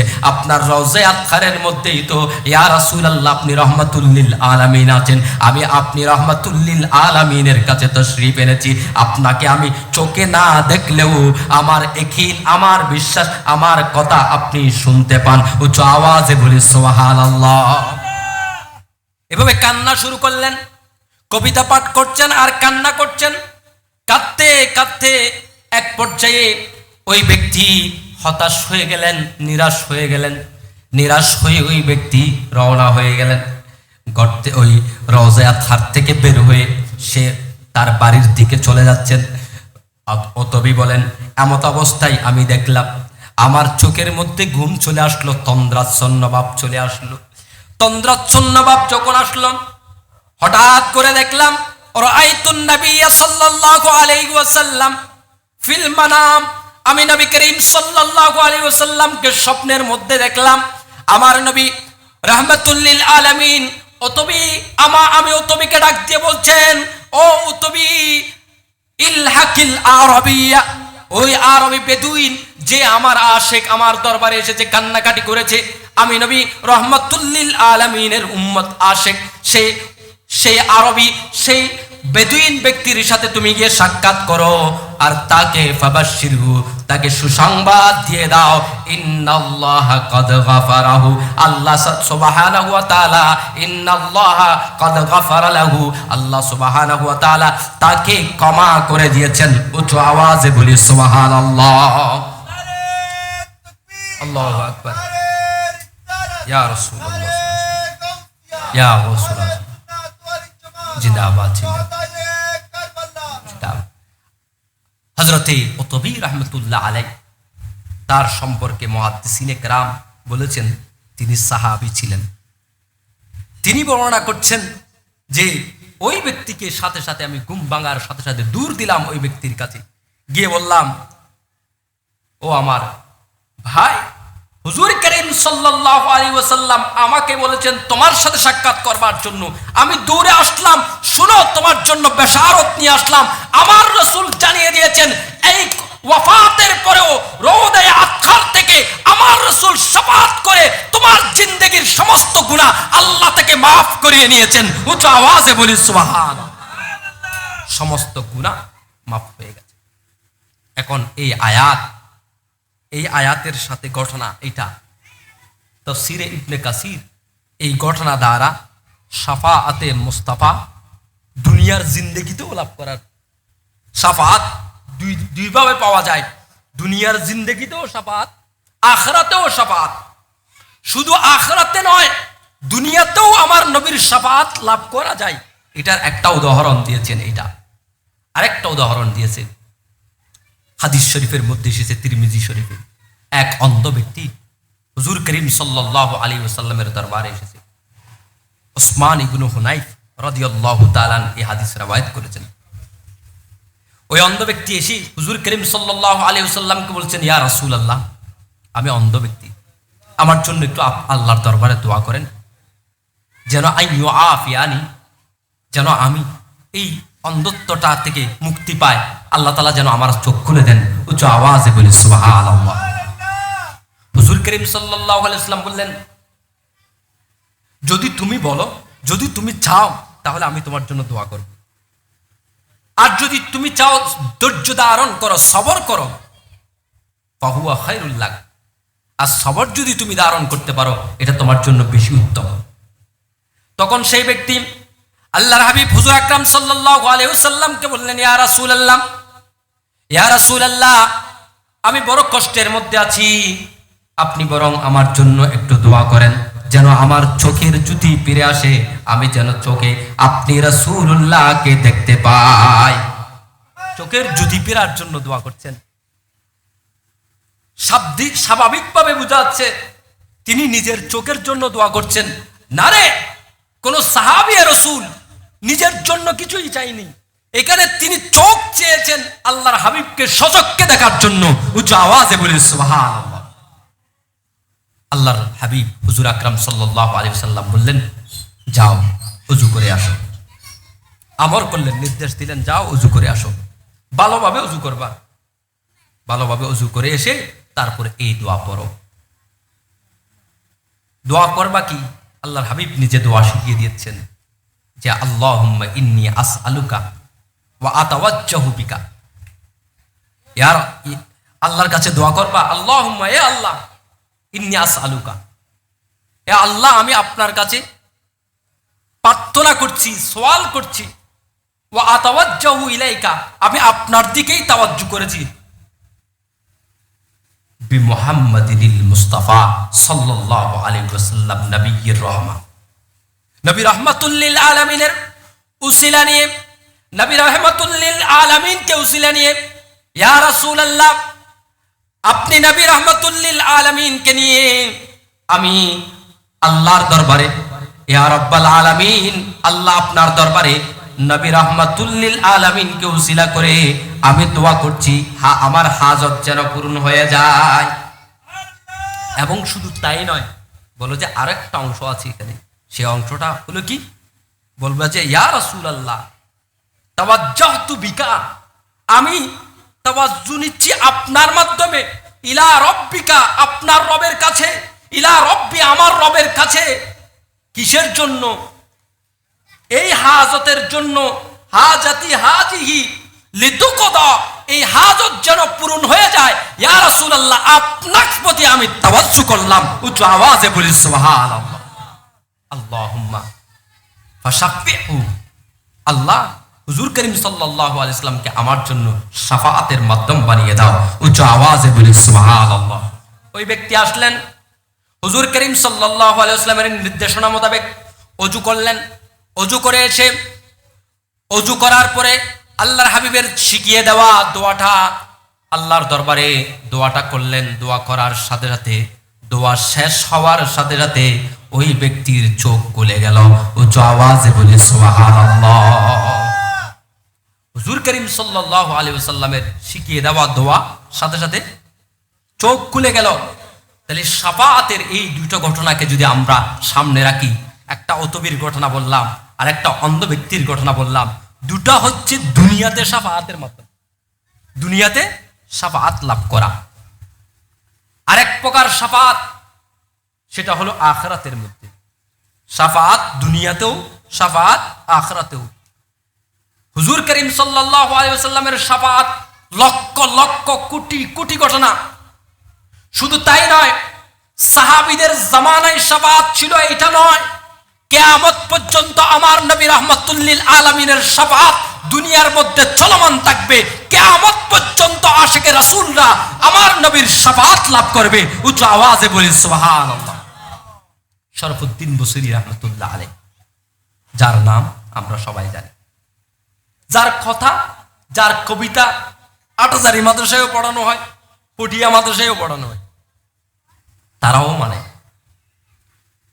শরফুদ্দীন বুসরি রাহমাতুল্লাহ আলাইহি হাত প্যারালাইসিস হয়ে গেল। তিনি কবিতা লিখলেন, কসিদায়ে বরদা, যেটাকে বলা সাদরের কবিতা।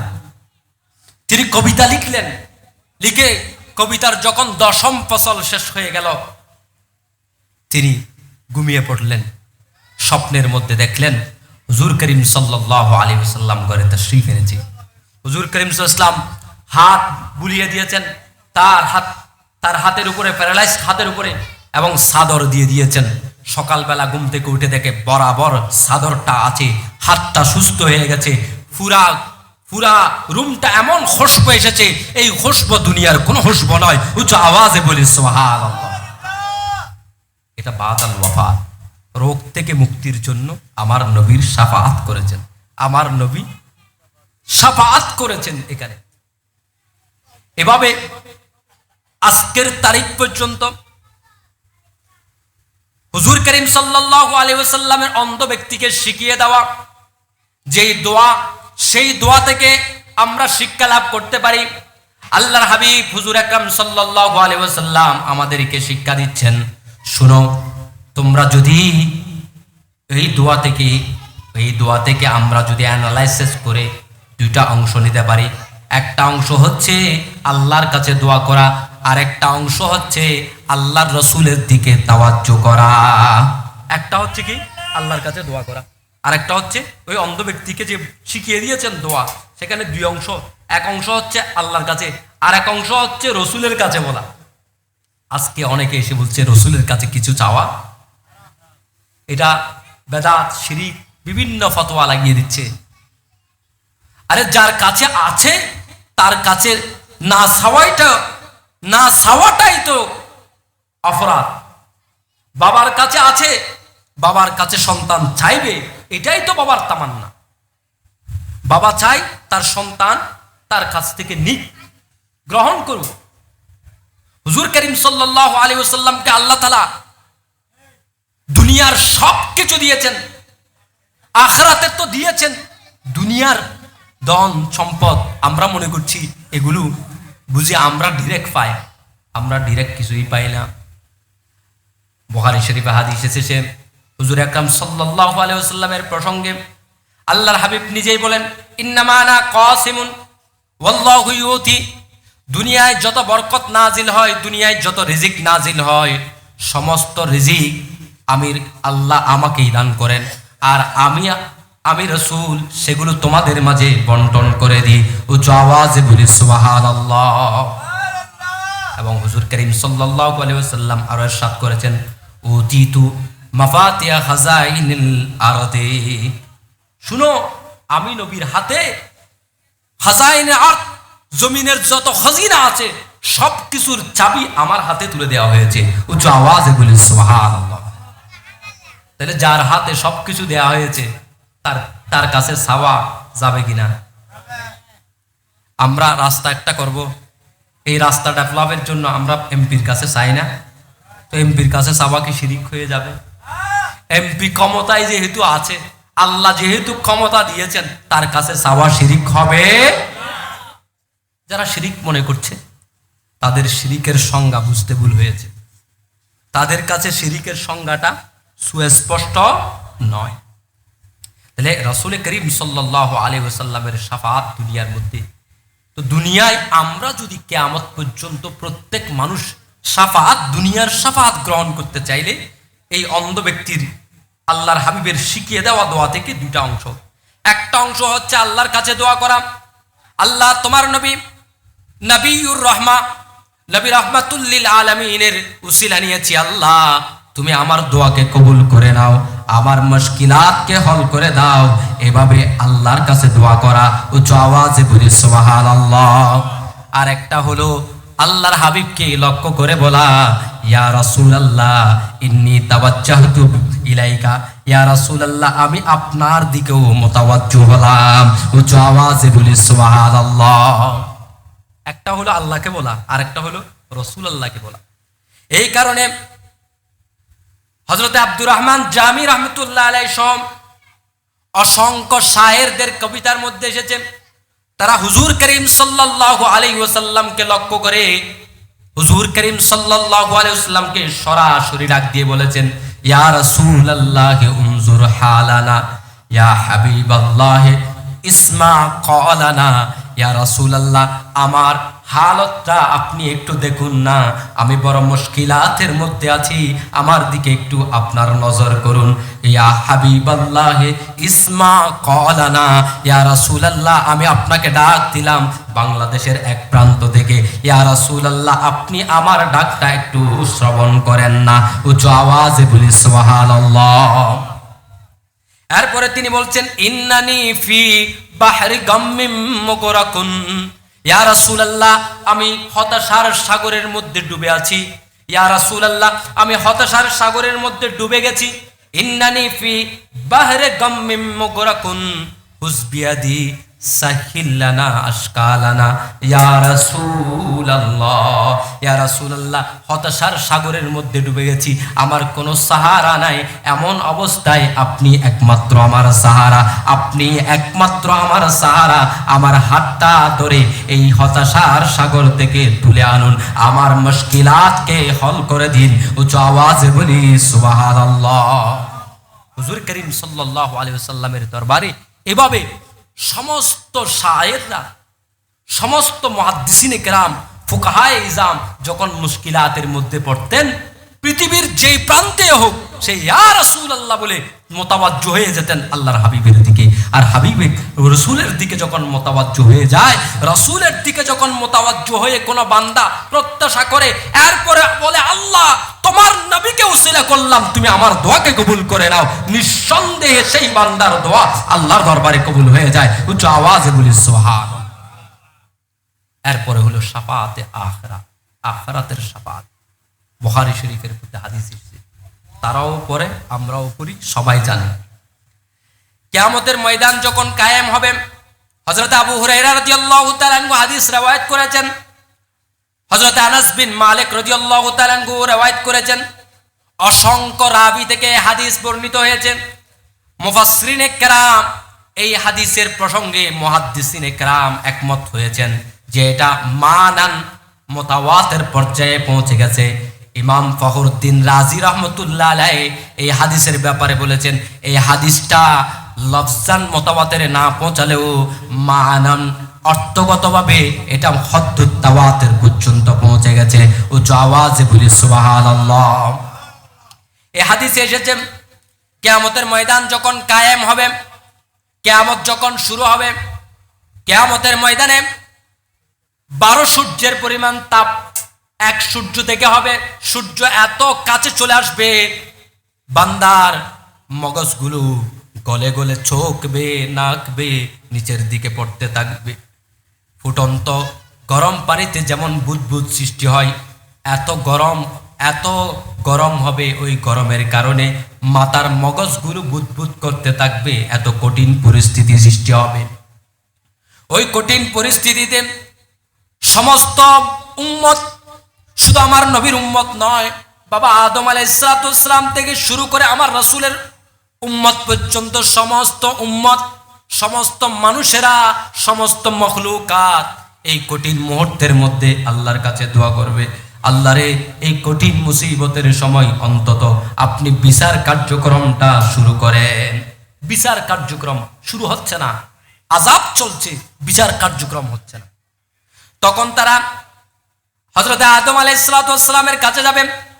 বাবা আদম আলাইহিস সালামের সামনে গিয়ে বলবে, বাবা আদম আলাইহিস সালাম, আপনি আমাদের আদি পিতা, আমরা তো আপনার সন্তান, আমরা আপনার দরবারে এসেছি, আপনি একটু আল্লাহর দরবারে সুপারিশ করেন আমাদের জন্য। আমাদের এই মুসিবত তো আপনি দেখছেন, আপনি আমাদের জন্য একটু সুপারিশ করেন। বাবা আদম আলাইহিস সালাম বলবে, না, আমি সুপারিশ করতে পারবো না এই মুহূর্তে। আজকে আল্লাহর হালতে গজব, আল্লাহর এই এমন কাহারিয়ত পৃথিবীর কোনো মানুষ কোনোদিন দেখেনি, পৃথিবীর কোনো মানুষ কোনোদিন দেখবেও না, এমন কাহারিয়তের হাল আল্লাহর। সুতরাং আমি যেতে পারবো না, আমি সুপারিশ করব না, বরং তোমরা নূহ আলাইহিস সালামের কাছে চলে যাও। বাবা আদম আলাইহিস সালাম বললেন, নূহ আলাইহিস সালামের কাছে যাও। সবাই দূর দিবে নূহ আলাইহিস সালামের কাছে। নূহ আলাইহিস সালামকে বলবে, আপনি হচ্ছেন আমাদের প্রথম শরীয়ত নিয়ে এসেছেন দুনিয়ার মধ্যে, আপনি প্রথম নবী যিনি শরীয়ত নিয়ে এসেছেন, আপনি আমাদের জন্য আল্লাহর দরবারে সুপারিশ করেন। নূহ আলাইহিস সালাম সমানভাবে জবাব দিবে, বলে তোমরা ইব্রাহিম খলিলুল্লাহর কাছে চলে যাও। তখন তারা ইব্রাহিম খলিলুল্লাহর কাছে যাবে। ইব্রাহিম খলিলুল্লাহ একই উত্তর দিবেন, বলে তোমরা হযরতে মূসা কালিমুল্লাহর কাছে চলে যাও। মূসা কালিমুল্লাহর কাছে যাবে। মূসা কালিমুল্লাহর সামনে উম্মতেরা সবাই দাঁড়িয়ে বলবে, আই মূসা আলাইহিস সালাম, আপনার সাথে আল্লাহর কথা হয়েছে, আল্লাহ আপনার উপর তাওরাত কিতাব নাজিল করেছে, আপনাকে কালিমুল্লাহ উপাধি দেওয়া হয়েছে, আপনি আল্লাহর দরবারে আমাদের জন্য একটু সুপারিশ করেন। মূসা কালিমুল্লাহ আলাইহিস সালাম বলবে, তোমরা ঈসা রুহুল্লাহ আলাইহিস সালামের কাছে চলে যাও। হযরত ঈসা রুহুল্লাহ আলাইহিস সালামের কাছে যাবে। লোকেরা বলবে, এই ঈসা আলাইহিস সালাম, আপনি আল্লাহর পক্ষ থেকে রুহুল্লাহ উপাধি প্রাপ্ত, আপনি আল্লাহর দরবারে একটা সুপারিশ করেন আমাদের জন্য, আমরা কি মুসিবতের মধ্যে আছি দেখেন। তখন হযরত ঈসা আলাইহিস সালাম বলবেন, আজকের সুপারিশ আমার জন্য নয়, বরং তোমরা আকা মুহাম্মাদুর রাসূলুল্লাহ সাল্লাল্লাহু আলাইহি ওয়াসাল্লামের কাছে চলে যাও। রাসূল করিম সাল্লাল্লাহু আলাইহি ওয়াসাল্লামের কাছে যাবেন। রাসূল করিম সাল্লাল্লাহু আলাইহি ওয়াসাল্লাম বলবেন, শুনো, আজকের সুপারিশের দায়িত্ব, এটার হক আমার জন্য, আনা লাহা, এটার জন্য এই শাফাত আমার জন্য, সুতরাং আমি যাচ্ছি হুজুর করিম সাল্লাল্লাহু আলাইহি ওয়াসাল্লাম আল্লাহর ওয়াদাকৃত স্থানের দিকে হাঁটা শুরু করবে। আল্লাহ তাআলা বলেছেন আসা আইয়াবাসাকা রাব্বুকা মাকামাম মাহমুদা। আল্লাহ তাআলা বলেছেন ইয়া রাসূলুল্লাহ আপনাকে আমি মাকামে মাহমুদ দান করব। আল্লাহ তাআলার ওই মাকামে মাহমুদের দিকে আমার নবী আগমন করবেন। মাকামে মাহমুদে গিয়ে আমার নবী সিজদায় অবনত হয়ে যাবেন। আমার নবী বলেন শুনো উম্মতেরা, শুনো উম্মতেরা, শুনো সাহাবায়ে কেরাম, আমি নবীকে আল্লাহ তাআলা এমন এক জগতের দ্বার উন্মুক্ত করে দিবেন, দরজা খুলে দিবেন। আল্লাহর হামদ সানা এমন ভাবে করার জন্য আমার অন্তরকে খুলে দিবেন যে হামদ সানা পৃথিবীর মধ্যে না কোনো আম্বিয়া কেরাম আলাইহিমুস সালাম আমার আগে করেছেন, না আমার পরে আর কেউ এরকম আল্লাহর প্রশংসা করতে পারবেন। আমি আল্লাহর প্রশংসায় সিজদার মধ্যে অবনত অবস্থায় থাকবো। তেমন অবস্থার মধ্যে আমার আল্লাহ আমাকে ডাক দিবেন ইয়া মুহাম্মদ ইরফা রাসাক, ইয়া মুহাম্মদ ইরফা রাসাক। আবার আল্লাহ ডাক দিয়ে বলেন ইয়া মুহাম্মদ, হে মুহাম্মদ সাল্লাল্লাহু আলাইহি ওয়াসাল্লাম ইরফা রাসাক, আপনি আবার আপনার মাথা মোবারক উত্তোলন করুন। এই হাদিসে আল্লাহ তাআলা বলছেন ইয়া মুহাম্মদ, অথচ রাসূল করিম সাল্লাল্লাহু আলাইহি ওয়াসাল্লামের দুইটা নাম মশহুর, একটা আহমদ আর একটা মুহাম্মদ। আহমদ মানে প্রশংসাকারী, অধিক প্রশংসাকারী, যিনি প্রশংসা করেন। আর মুহাম্মদ মানে প্রশংসিত, যার প্রশংসা করা হয়। এখন নবী রাহমাতুল লিল আলামিনের জন্য আল্লাহ বানিয়েছেন মাকামে মাহমুদ, প্রশংসিত স্থান। প্রশংসিত স্থানের মধ্যে যিনি এসেছেন তিনি মুহাম্মদ, প্রশংসিত ব্যক্তি, কিন্তু তিনি সিজদায় অবনত হয়ে গেছেন। তিনি সিজদায় অবনত হয়ে প্রশংসা করছেন আল্লাহর প্রশংসা করছেন। এজন্য আল্লাহ বলছেন ইয়া মুহাম্মদ, আজকে তো আহমদ হওয়ার কথা নয়, আজকে আপনার প্রশংসা করা দরকার নয়, বরং আপনার প্রশংসা তামাম মখলুকাত করবে সেটার ব্যবস্থা করেছি। উচ্চ আওয়াজে বলি সুবহানাল্লাহ। ওই কিয়ামতের ময়দান এই হালত যখন হবে, হুজুর করিম সাল্লাল্লাহু আলাইহি ওয়াসাল্লামকে আল্লাহ তাআলা বলবেন ইরফা রাসাক, আপনি আপনার মাথা মোবারক উত্তোলন করুন। সাল তোতা, আপনি চান আপনাকে দেয়া হবে। ইশফা তুশাফা, আপনি শাফাআত করেন, আপনার শাফাআত আল্লাহর দরবারে কবুল করা হবে। উচ্চ আওয়াজে বলি সুবহানাল্লাহ। আল্লাহু আকবার। ইয়া রাসূলুল্লাহ, ইয়া রাসূল, জিন্দাবাদ, জিন্দাবাদ। আপনি শাফাআত করেন, আপনার শাফাআত কবুল করা হবে। হুজুর করিম সাল্লাল্লাহু আলাইহি ওয়াসাল্লামকে আল্লাহ তাআলা সাথে সাথে ঘোষণা করবেন ইয়া রাসূলুল্লাহ, আপনার এই সংখ্যক বিশাল এক সংখ্যক, এই সংখ্যক আপনি মানুষকে, উম্মতকে বিনা হিসাবে মিজানের কাছে যেতে হবে না, কোনো হিসাব হবে না, বিনা হিসাবে আপনি জান্নাতে নিয়ে চলে যান। উচ্চ আওয়াজে বলি সুবহানাল্লাহ। মুহাদ্দিসিনে কেরাম এই হাদিসকে সামনে রেখে আল্লামা বদরুদ্দীন আইনি রহমতুল্লাহ আলাইহি, যিনি বুখারী শরীফের শরহ করেছেন, ওনার শরহের মধ্যে তিনি লিখেন যে 5 প্রকারের শাফাআত আল্লাহর হাবিব থেকে প্রমাণিত। আল্লাহ রসুল 5 ধরনের শাফাআত করবেন। 1 নম্বর শাফাআত, শাফাআতে উজমা, যেটা শুধু মুমিনদের জন্য নয়, কাফেররাও সেইটার সুবিধা পাবে। এমনকি তামাম মখলুকাত, গাছপালা, তরু লতা, যত প্রাণী সব কিছু সেই শাফাআতের উপকার ভোগ করবে। সেটা হলো শাফাআতে উজমা। বিচার শুরু হওয়ার জন্য শাফাআত সবার কাছে দৌড়াচ্ছে, আম্বিয়া কেরাম আলাইহিমুস সালাম সবার কাছে দৌড়াচ্ছে। তখন একমাত্র এক সত্তা, যিনি আল্লাহর দরবারে সিজদায় অবনত হয়ে বলছেন রব্বি উম্মতি উম্মতি উম্মতি, আমার উম্মত আমার উম্মত আমার উম্মত। অন্য রাওয়ায়াতে এসেছে রব্বি হাবিলি উম্মতি, আল্লাহ আমার উম্মতকে আমাকে দিয়ে দেন, আমার উম্মতকে আমাকে দিয়ে দেন। যদিও বাবা অনুবাদ করার জন্য আমরা অনুবাদ করি যে আল্লাহ রব্বি হাবিলি উম্মতি মানে আল্লাহ আমার উম্মতকে মাফ করে দেন, এটা ভাষান্তর বাবা অনুবাদ। কিন্তু হাকিকি শব্দিক অনুবাদ করলে দাঁড়ায় রব্বি হাবিলি, হে আমার রব, হাব আপনি দান করুন, লি আমার জন্য, উম্মতি আমার উম্মতকে আমাকে দিয়ে দেন, আমি নিয়ে চলে যাব।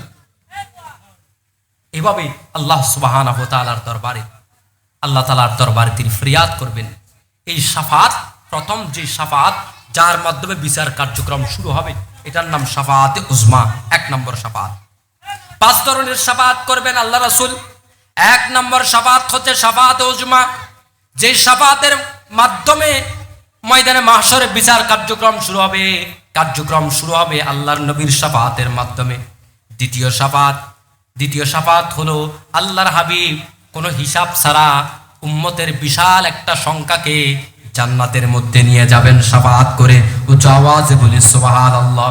3 নম্বর শাফাত হচ্ছে বিচার কাঠগড়ায় দাঁড় করানো হয়েছে, মিজানে যখন আমলনামা পরিমাপ করা হচ্ছে, আমলনামার মধ্যে দেখা যাচ্ছে তার আমলনামা জাহান্নামী আমল হয়ে গেছে, তার আমলনামার মধ্যে গুনার পরিমাণ বেড়ে গেছে, তার এখনো সিদ্ধান্ত হয় নাই সে জান্নাতে যাবে কি জাহান্নামে যাবে, কিন্তু আমলনামার পরিমাপ বোঝা যাচ্ছে সেই জাহান্নামের দিকে চলে যাবে।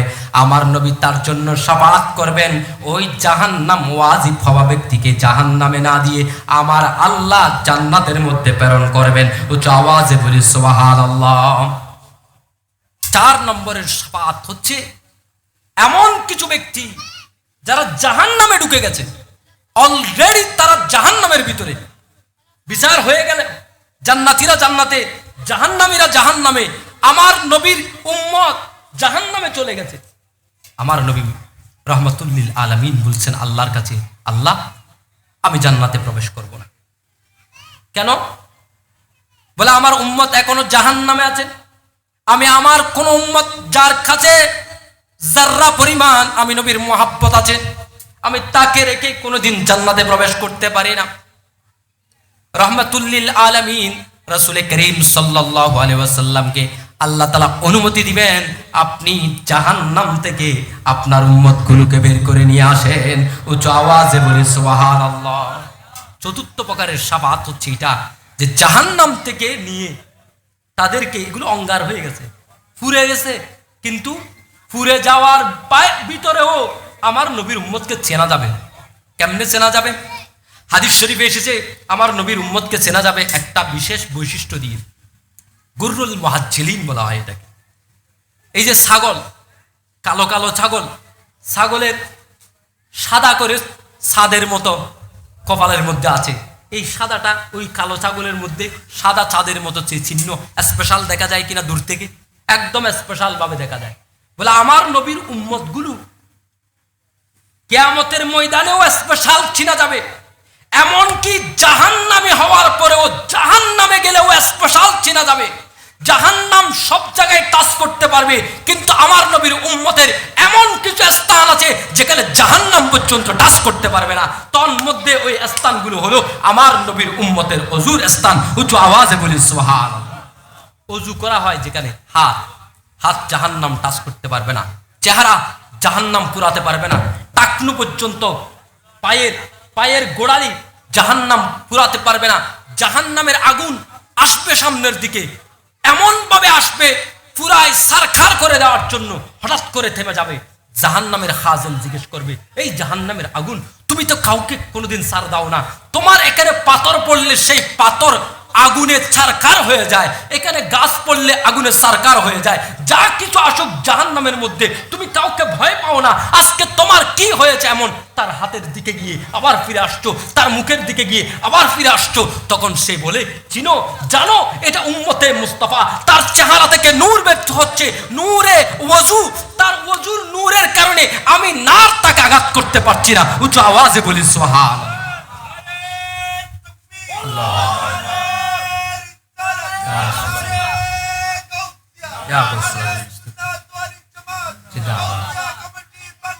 জিন্দাবাদ জিন্দাবাদ জিন্দাবাদ। তাহলে এমন জাহান্নাম, যেই জাহান্নাম কাউকে রক্ষা করে না, যাকে কাউকে ভয় পায় না, সেই জাহান্নাম আমার নবীর উম্মতের চেহারায় আঘাত করতে পারছে না। কারণ কি? ওযু। তাহলে ওযুর নূর যদি এমন হয়, ওযুর নূরের এমন যদি গুণ হয়, ওযুর নূরের ক্ষমতা যদি এমন হয়, এটা ৮০০০ মাদ্রাসাওয়ালাও মানে, এটা পটিয়া মাদ্রাসাওয়ালারাও মানে, দুনিয়ার কেউ নেই এটা মানে না। এমন ওযুর শান হিসেবে, ওযুর ফজিলত হিসেবে তাহলে নবী রাহমাতুল্লিল আলামিনের নূরের পাওয়ার কেমন হতে পারে, নবী রাহমাতুল্লিল আলামিনের নূরানি আওলাদের পাওয়ার কেমন হতে পারে, নিঃসন্দেহে আল্লাহ ছাড়া আর কেউ জানে না। উচ্চ আওয়াজে বলি সুবহানাল্লাহ। সেখান থেকে নিয়ে আসা হবে 4 প্রকারের শাফাআত।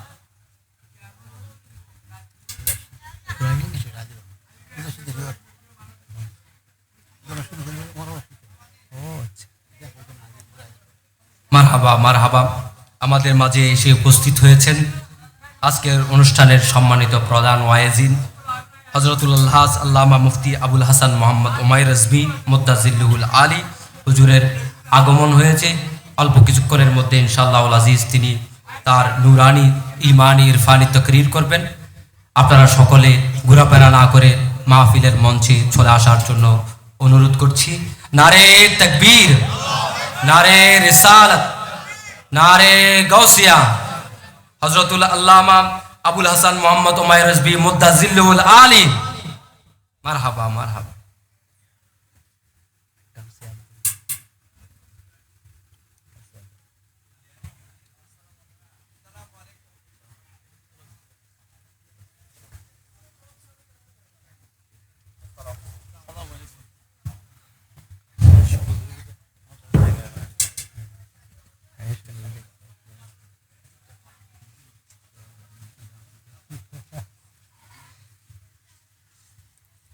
হুজুর এসেছেন আলহামদুলিল্লাহ, সবাই বলি আলহামদুলিল্লাহ। আলেমের মজলিসে বসতে পারা এটা অনেক বড় সৌভাগ্যের ব্যাপার। আলেমের মজলিসে বসলে, আলেমের চেহারা দেখলে আল্লাহ তাআলা গুনার কাফারা করে দেন, গুনাহ মাফ হয়ে যায়। আলেমের মজলিস এটা যেমন তেমন মজলিস নয়, এটাকে জান্নাতি মজলিস বলা হয়েছে হাদিসের মধ্যে।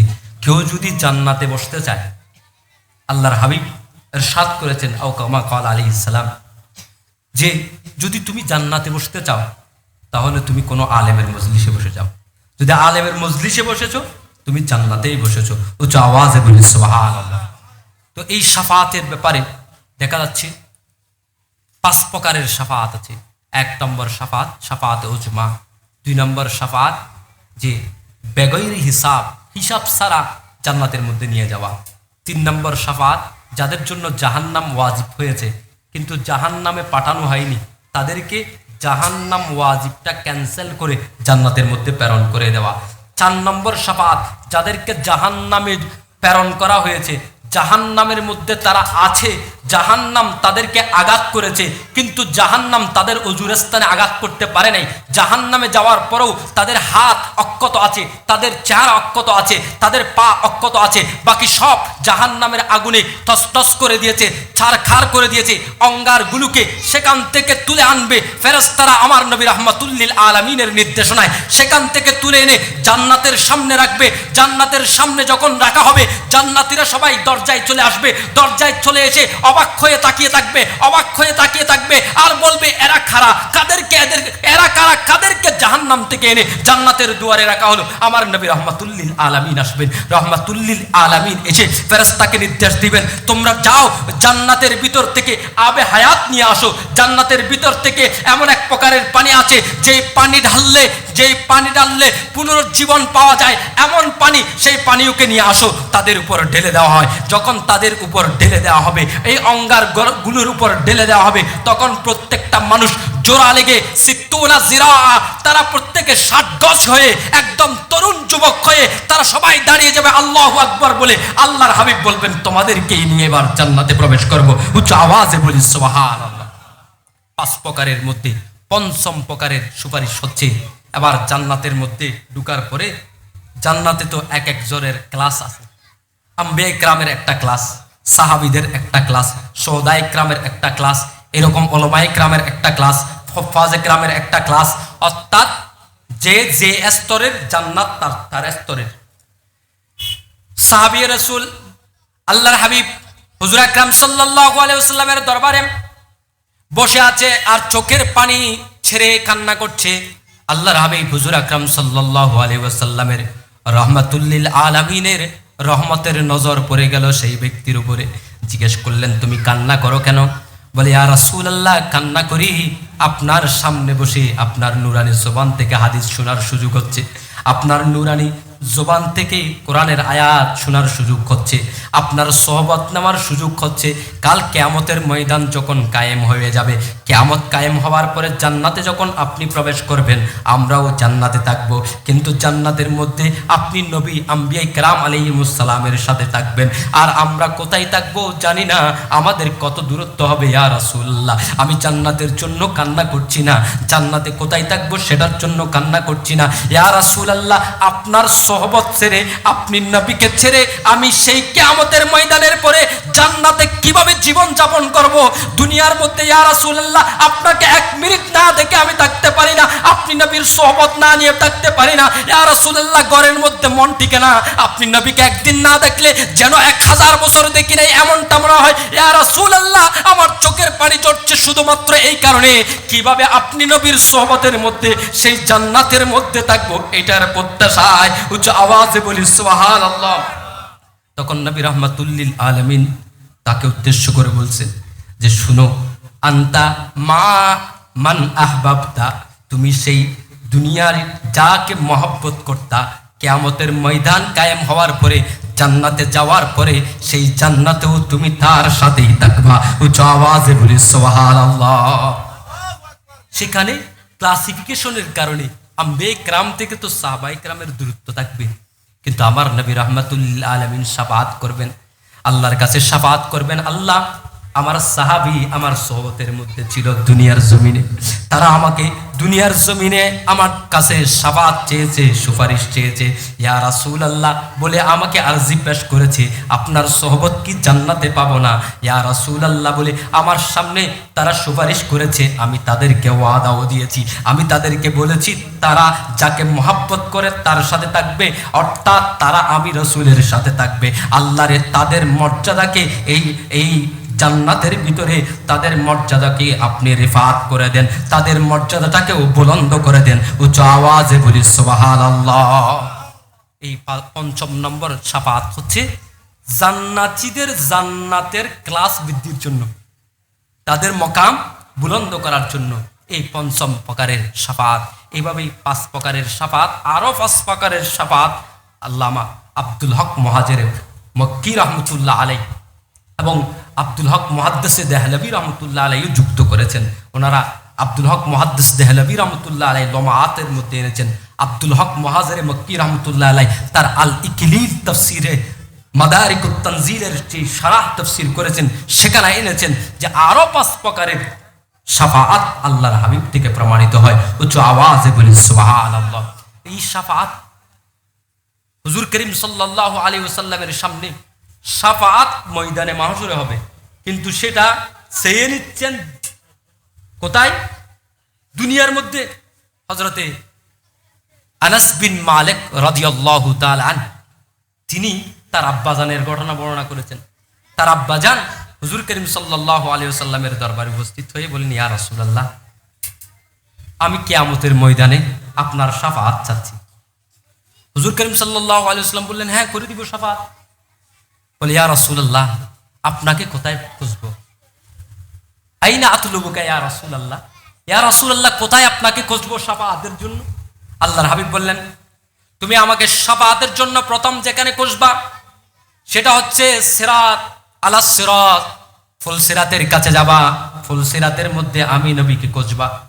বলে, ইয়া রাসূলুল্লাহ, আমি যদি সেখানে লাম আল কাকা, যদি আমি আপনাকে সেখানে সাক্ষাৎ না পাই, আপনি সেখানে না থাকলে বলে নাই, সাহাবীদের আকীদা আর আমাদের আকীদা এক হইতে হবে। সাহাবীদের আকীদা নবী রাহমাতুল্লিল আলামিন এট এ টাইম সব জায়গায় থাকতে পারে, উচ্চ আওয়াজে বলি সুবহানাল্লাহ, কিন্তু আমি সাক্ষাৎ না পেতে পারি। এই জন্য বলছেন, ইয়া রাসূলুল্লাহ, আমি যদি আপনাকে না পাই, সাক্ষাৎ না পাই, আমি সাক্ষাৎ না পাই, আপনার না থাকেন এরকম বলে নাই, আপনি যদি সেখানে না থাকেন এটা বলে নাই, বলে আমি যদি সাক্ষাৎ না পাই তখন কোথায় যাব? বলে, যদি সেখানে সাক্ষাৎ না পাও তাহলে ইনদাল মিজান, মিজানের কাছে চলে যাবা। বলে, ইয়া রাসূলুল্লাহ, এখানেও যদি সাক্ষাৎ না পাই? বলে, তাহলে হাউজে কাউসারের কাছে চলে আসবা।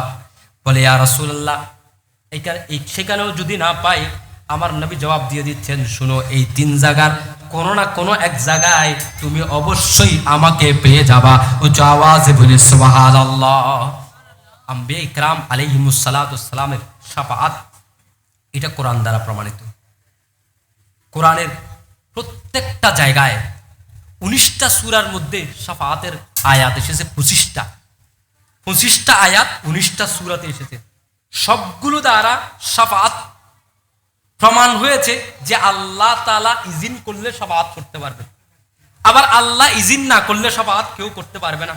মান যাল্লাযী ইয়াশফাউ ইনদাহু ইল্লা বিইজনি, এটাকে তারা দলিল শুরু করে দিয়েছে বাতিল আকীদাদারকরা, যারা মনে করে শাফাআত করা যাবে না, শাফাআত নবীর করতে পারবে না। এরকম অনেক মুফাসসির আছে যারা ফেরাতের ময়দানে তাফসীর করেছে, ময়দানে দাঁড়িয়ে তারা মাইক পেয়েছে, মানুষ পেয়েছে, তারা বক্তব্য দেওয়া শুরু করেছে, বলছে নবী পরের কল্যাণ তো দূরের কথা, ময়দানে মাহশরে খোদ নিজের কন্যা ফাতেমাতুজ জাহরাকেও জান্নাতে নিয়ে যেতে পারবে না। উচ্চ আওয়াজে বলি নাউজুবিল্লাহ। এই হলো তাদের আকীদা। তারা আবার ইসলাম কায়েম করতে চায়। তারা বলে আমরা সমাজে ইসলাম কায়েম করব, রাষ্ট্র ইসলাম কায়েম করব। গত 100 বছরের আমাদের ইতিহাস আছে, আমাদেরকে চিনতে হলে 100 বছরের ইতিহাস পড়তে হবে। সংসদে দেখলাম একজন সাধারণ শিক্ষিত একজন সংসদ সদস্য তাদের এই মিথ্যাচারকে একেবারে কুক করে দিয়েছেন, একেবারে ভালোভাবে তাদের এই মিথ্যাচারকে প্রমাণ করে দিয়েছেন। উচ্চ আওয়াজে বলি সুবহানাল্লাহ। এমন ভাবে তারা একজন সাধারণ মানুষের সামনে দাঁড়াতে পারছে না, তাদের মিথ্যাচারগুলো সংসদে প্রমাণ করে দিয়েছেন। বলে আপনাদের জানতে হলে 100 বছর লাগবে না, বয়সও তো 100 বছর হয় না আপনাদের, এখনো 84 বছর। এভাবে তারা মিথ্যাচার যা করছে, তারা নবীর শাফাআতকে না মানে, তারা নবীর শাফাআতকে মানে না, তারা সাহাবীর শাফাআতকে মানে না, আউলিয়া ইকরামের শাফাআতকে মানে না।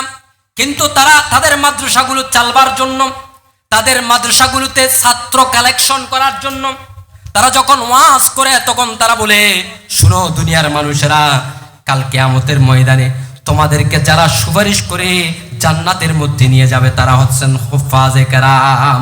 উচ্চ আওয়াজে বলি সুবহানাল্লাহ।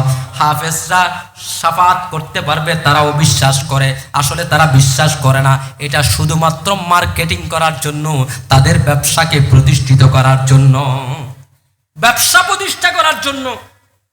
মুড়ে মুড়ে রাস্তায় রাস্তায় সরকারি কোনো বিধান নেই, লাইসেন্স নেই, কিছু নেই, খুলে দিয়েছে বাদশা।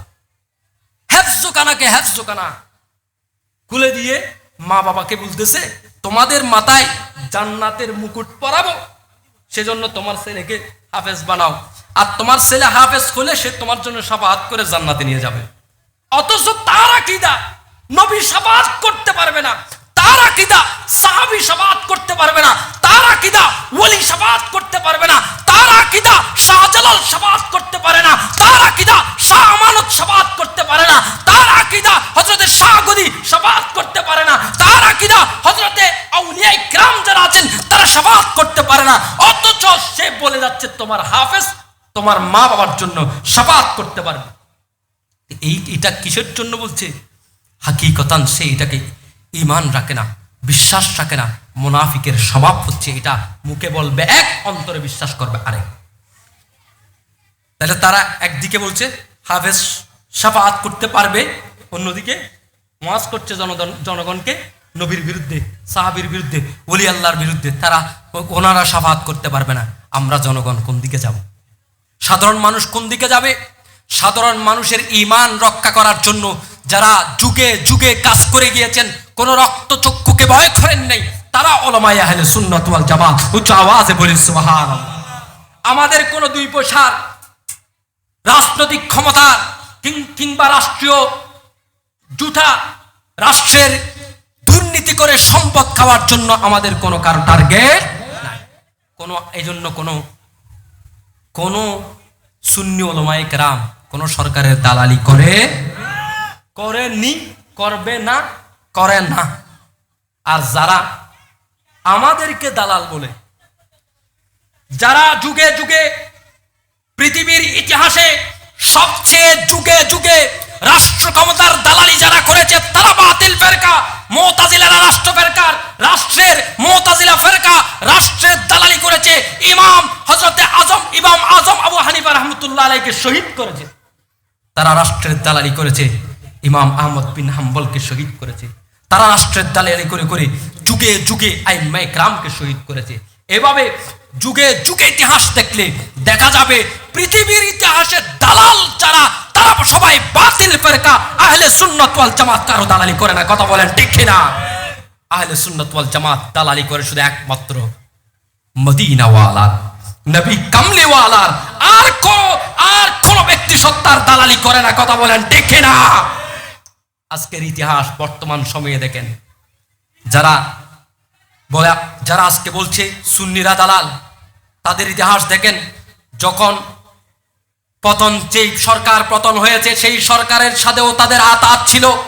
তাদের একটা অংশ সেই সরকারের সাথে আতাত করে শোলাকিয়ার ময়দানের ইমাম ছিল, সেই সরকারের সাথে আতাত করে বাইতুল মুকাররমের ইমাম ছিল, সেই সরকারের সাথে আতাত করে সরকারি প্রত্যেকটা মসজিদ, সরকারি যে ইসলামিক ফাউন্ডেশন প্রতিষ্ঠিত মসজিদগুলো সবগুলো দখল করে নিয়েছে। আজকে তারাই আবার বর্তমান সরকারের দালালি করে আবার তারা কওমি মাদ্রাসার সার্টিফিকেটকে তারা ফুজি করে আলিয়া মাদ্রাসায় চাকরির ব্যবস্থা করেছে, কথা বলেন ঠিক কিনা? তারা এতদিন বলেছে আলিয়া মাদ্রাসায় চাকরি করা আলিয়াতুন খালিয়াতুন আনিল ইলমি ওয়াত তাকওয়া। তারা ঘোষণা করেছে, প্রচার করেছে আলিয়া মাদ্রাসা ইলম থেকে খালি হয়ে গেছে। তারা প্রচার করেছে আলিয়া মাদ্রাসা তাকওয়া শূন্য হয়ে গেছে। তারা প্রচার করেছে আলিয়া মাদ্রাসা খ্রিস্টানদের মাদ্রাসা। তারা যুগে যুগে জায়গায় জায়গায় প্রচারণা করেছে আলিয়া মাদ্রাসার বিরুদ্ধে। আজকে তারা সরকারকে ব্যবহার করে, সরকারকে পুঁজি করে, সরকারের কাছে তারা রাজনৈতিক পাওয়ার দিয়ে সরকারকে তারা জিম্মি করে কিংবা সরকারের সাথে কোন শর্তে আতাত করে তারা আজকে সেই আলিয়া মাদ্রাসায় চাকরি করার জন্য সরকার কর্তৃক পরিপত্র জারি করিয়েছে, কথা বলেন ঠিক কিনা? তারা আবার আমাদেরকে দালাল বলে। তারা একদিকে নিজেরাই দালাল, আবার কাদেরকে দালাল বলে? আমাদেরকে দালাল। আমি আজকের প্রোগ্রাম থেকে সরকারের কাছে উদাত্ত আহ্বান জানাবো যে আলিয়া মাদ্রাসায় কওমি শিক্ষা থেকে কওমি আলাদা শিক্ষাঙ্গন, যেটার উপর আপনাদের এখনো নিয়ন্ত্রণ প্রতিষ্ঠিত হয়নি, তাদের যে বোর্ড সেই বোর্ডের স্বীকৃতি এখনো দেওয়া হয়নি, তাদের পরীক্ষা পদ্ধতি এখনো যথার্থ পরীক্ষা পদ্ধতি হয়নি, তাদের পরীক্ষা পদ্ধতিকে চ্যালেঞ্জ করা যায়। তাদের সাথে আলিয়া মাদ্রাসার অসংখ্য পরীক্ষা পদ্ধতির অমিল রয়েছে।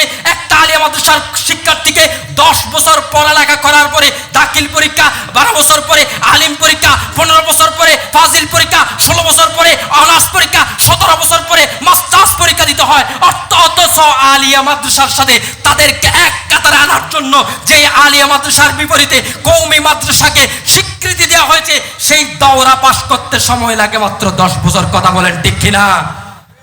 তখন 10 বছরে আমাদের ছাত্ররা কোথায়? ক্লাস 10-এ, তারা মাস্টার্স পাস। কি পড়াবে আমাদের ছাত্রদের? কি শিখাবে আমাদের? তাদের ইতিহাস দেখেন, প্রত্যেকটা মাদ্রাসা রেকর্ড পত্রিকার নিউজ, প্রত্যেকটা মাদ্রাসা তাদের আখলাকের, এই বদ আখলাকের, তাদের বদ চরিত্রের নিউজ প্রত্যেকটা পেপারে। কদিন পরে আলিয়া মাদ্রাসায় এখন সেই নিউজ আসেনি। কদিন পরে সরকার যে উদ্যোগ নিয়েছে, এই উদ্যোগের বিরুদ্ধে যদি এখন আমরা না বলি তাহলে আমাদের পরিণতি খারাপ হবে। সেই কারণে আমি সতর্ক বার্তা দিচ্ছি, সবাইকে এই কথা বলা দরকার, একযোগে বলা দরকার। তারা আমাদের আলিয়া মাদ্রাসায় ঢুকবে, জামিয়ার মতো প্রতিষ্ঠানে তারা ঢুকতে চাইবে সরকারকে ব্যবহার করে, কাদিরিয়া তৈবাতে ঢুকতে চাইবে সরকারকে ব্যবহার করে, এরকম প্রত্যেকটা মাদ্রাসায় শাসনিয়ায় ঢুকতে চাইবে সরকারকে ব্যবহার করে। আলিয়া মাদ্রাসাগুলোতে তারা যখন ঢুকবে, সেখানে ঢুকে তারা তাদের ওই কওমে লুতের স্বভাবকে সেখানেও যখন প্রতিষ্ঠিত করবে, পরের দিন পত্রিকায় নিউজ হবে শাহসেন আউলিয়া মাদ্রাসার শিক্ষক এই কারণে গ্রেফতার। বদনাম কার হবে? বদনাম হবে শাহসেন আউলিয়া মাদ্রাসা, কিন্তু করেছে কারা? কওমিরা। বদনাম হবে আলিয়ার। সুতরাং এই বদনামি থেকে যদি বাঁচতে হয় এখনই সোচ্চার হতে হবে, কথা বলেন ঠিক কিনা? আল্লাহ সুবহানাহু ওয়া তাআলা আমাদেরকে বুঝার তৌফিক দান করুক। সম্মানিত হাজিরিন, রাসূল করিম সাল্লাল্লাহু আলাইহি ওয়াসাল্লামের শাফাআতের ব্যাপারে মোটামুটি আমি আমার সময়ের মধ্যে যতটুকু পেরেছি আপনাদের সামনে উপস্থাপন করেছি। আল্লাহর নবীর শাফাআত দুনিয়াতেও আছে, আখিরাতেও আছে। দুনিয়াতে কিয়ামত পর্যন্ত থাকবে।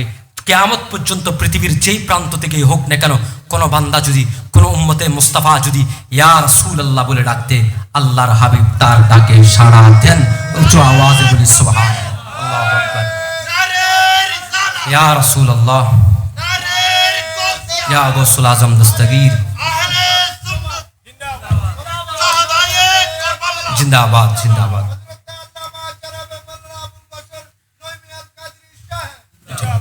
এবং বিশেষ আরেকটা বিষয়ে আপনাদের কথা বলা প্রয়োজন মনে করছি, সেটা হচ্ছে ঈমান। শাফাআতের মুস্তাফার বিষয়, এটা ঈমানের বিষয়। ঈমান না থাকলে কেউ শাফাআত পাবে না। বেঈমানের জন্য কোনো শাফাআত নেই, কোনো বেঈমানকে শাফাআত করা হবে না। ঈমানদারের জন্য শাফাআত। এখন সবচেয়ে বড় মুসিবত হচ্ছে ঈমান রক্ষা করা। আমার নবী বলেছেন, শাফাআতি লি আহলিল কাবায়ের, তুমি কবিরা গুনাহগার হও, তোমার জন্য আমি নবীর শাফাআত আছে। যদি তুমি বেঈমান হও, তোমার জন্য কোনো শাফাআত। ঈমান রক্ষা করতে হবে। আজকে বাংলাদেশের মানুষকে ঈমান রক্ষা করতে হলে কয়েকটা বাতিল ফেরকার সাথে বড় যুদ্ধ করতে হবে। আমাদের সবচেয়ে বড় যুদ্ধ বাতিল ফেরকার সাথে। 1 নম্বর ফেরকা ওয়াহাবি ফেরকা। বাংলাদেশে সবচেয়ে বেশি বাতিল ফেরকা, যেটা এখন সবচেয়ে বেশি বেড়ে গেছে, এটার নাম কি? ওয়াহাবি ফেরকা। আগে ছিল খারেজি, এখন তাদের নাম ওয়াহাবি। আগে খারেজি মানে এটা মৌলা আলী রাদিয়াল্লাহু তাআলা আনহু জামানাত থেকে শুরু করে খারেজি, তারা নাম পাল্টাইতে পাল্টাইতে পাল্টাইতে অসংখ্য নাম পরিবর্তন করে এখন হেফাজতি পর্যন্ত চলে এসেছে আর কি। কিন্তু আমরা হেফাজতি বলছি না, আমরা বলছি ওয়াহাবি। এই ওয়াহাবি ফেরকা এক। 2 নম্বর ফেরকা, দ্বিতীয় ফেরকা, যেটার সাথে আমাদের কথা, আমাদের মোনাজারা করতে হয়, আমাদের ইমাম শের বাংলা রহমতুল্লাহ আলাইকে মোনাজারা করতে হয়েছে, সেটা হলো জামায়াতি ফেরকা। যদিও জামাত নিজেদেরকে ফেরকা দাবি করে না, তারা বলছে আমরা রাজনৈতিক দল, কিন্তু তাদেরও নিজস্ব আকীদা আছে। যদিও তারা প্রকাশ করে না এটা, তাদের আকীদা কি তারা নিজেরাও জানে না। তাদের আকীদা তোরা সালাফি থেকে, তোরা ওয়াহাবি থেকে, তোরা শিয়ে থেকে, এক একজন থেকে নিয়ে জগাকি শুরু হয়ে আর একটা আকীদা, কোনো আকীদাই নেই। 2 নম্বর ফেরকা। 3 নম্বর ফেরকা, সেটা হচ্ছে সালাফি ফেরকা, যারা আল্লাহকে মুজাসসামা মানে আল্লাহ চেয়ারে বসে আছেন মনে করে, আল্লাহ আরো সে কুরসির উপরে চেয়ারের উপরে বসে আছেন, আল্লাহর হাত পা আছে এরকম মনে করে। উচ্চ আওয়াজে বলি নাউজুবিল্লাহ। কয়টা ফেরকা বললাম? 3টা। চতুর্থ ফেরকা, যেটা সবচেয়ে বড় বিপদ, ওয়াহাবি ফেরকা। সুন্নিরা সহজে ওয়াহাবি হয় না। জামাতি ফেরকা, সুন্নিরা সহজে জামাতি ফেরকা হয় না। সালাফি ফেরকা, সুন্নিরা সহজে সালাফি ফেরকা হয় না। এগুলোকে চেনার অনেক আলামত আছে। কিন্তু সর্বশেষ যে ফেরকা, এটা শিয়া ফেরকা, যেটা আমাদের ভিতরে এখন ঢুকে যাচ্ছে। কিসের নামে ঢুকছে? শাহাদাতে কারবালা মাহফিলের নামে। আই হুসাইন বললে আমরা তো ফেদা হয়ে যায়, ইয়া হুসাইন বললে আমাদের জজবা বৃদ্ধি হয়ে যায়। মৌলা আলী মুশকিল কুশার নাম ধরলে, নারে হায়দারি বললে আমাদের জজবা এসে যায়। কিন্তু এই নারে হায়দারের ভিতর দিয়ে তারা যে আরেকটা কুচক্র ঢুকার, আরেকটা আকীদা নষ্ট করার জন্য প্ল্যান তৈরি করেছে, এটাও আমাদের সতর্ক থাকতে হবে। কথা বলেন ঠিক কিনা? তাদের কয়টা ফেরকা আছে? শিয়াদের মধ্যে আবার প্রায় 36টা গ্রুপ আছে, একটা দুইটা নয়, 36টা দল উপদল আছে। এগুলোর এমনও দল আছে যারা হযরত মৌলা আলীকে খোদা মনে করে। উচ্চ আওয়াজে বলি নাউজুবিল্লাহ। এবং তারা মনে করে নবীগণও গুনাহগার। মাঝবান্ডার দরবার শরীফ থেকে কোনো কেউ প্রতিবাদ করে নাই, দরবার শরীফের কোন আওলাদ পর্যন্ত প্রতিবাদ করে নাই। করা দরকার ছিল।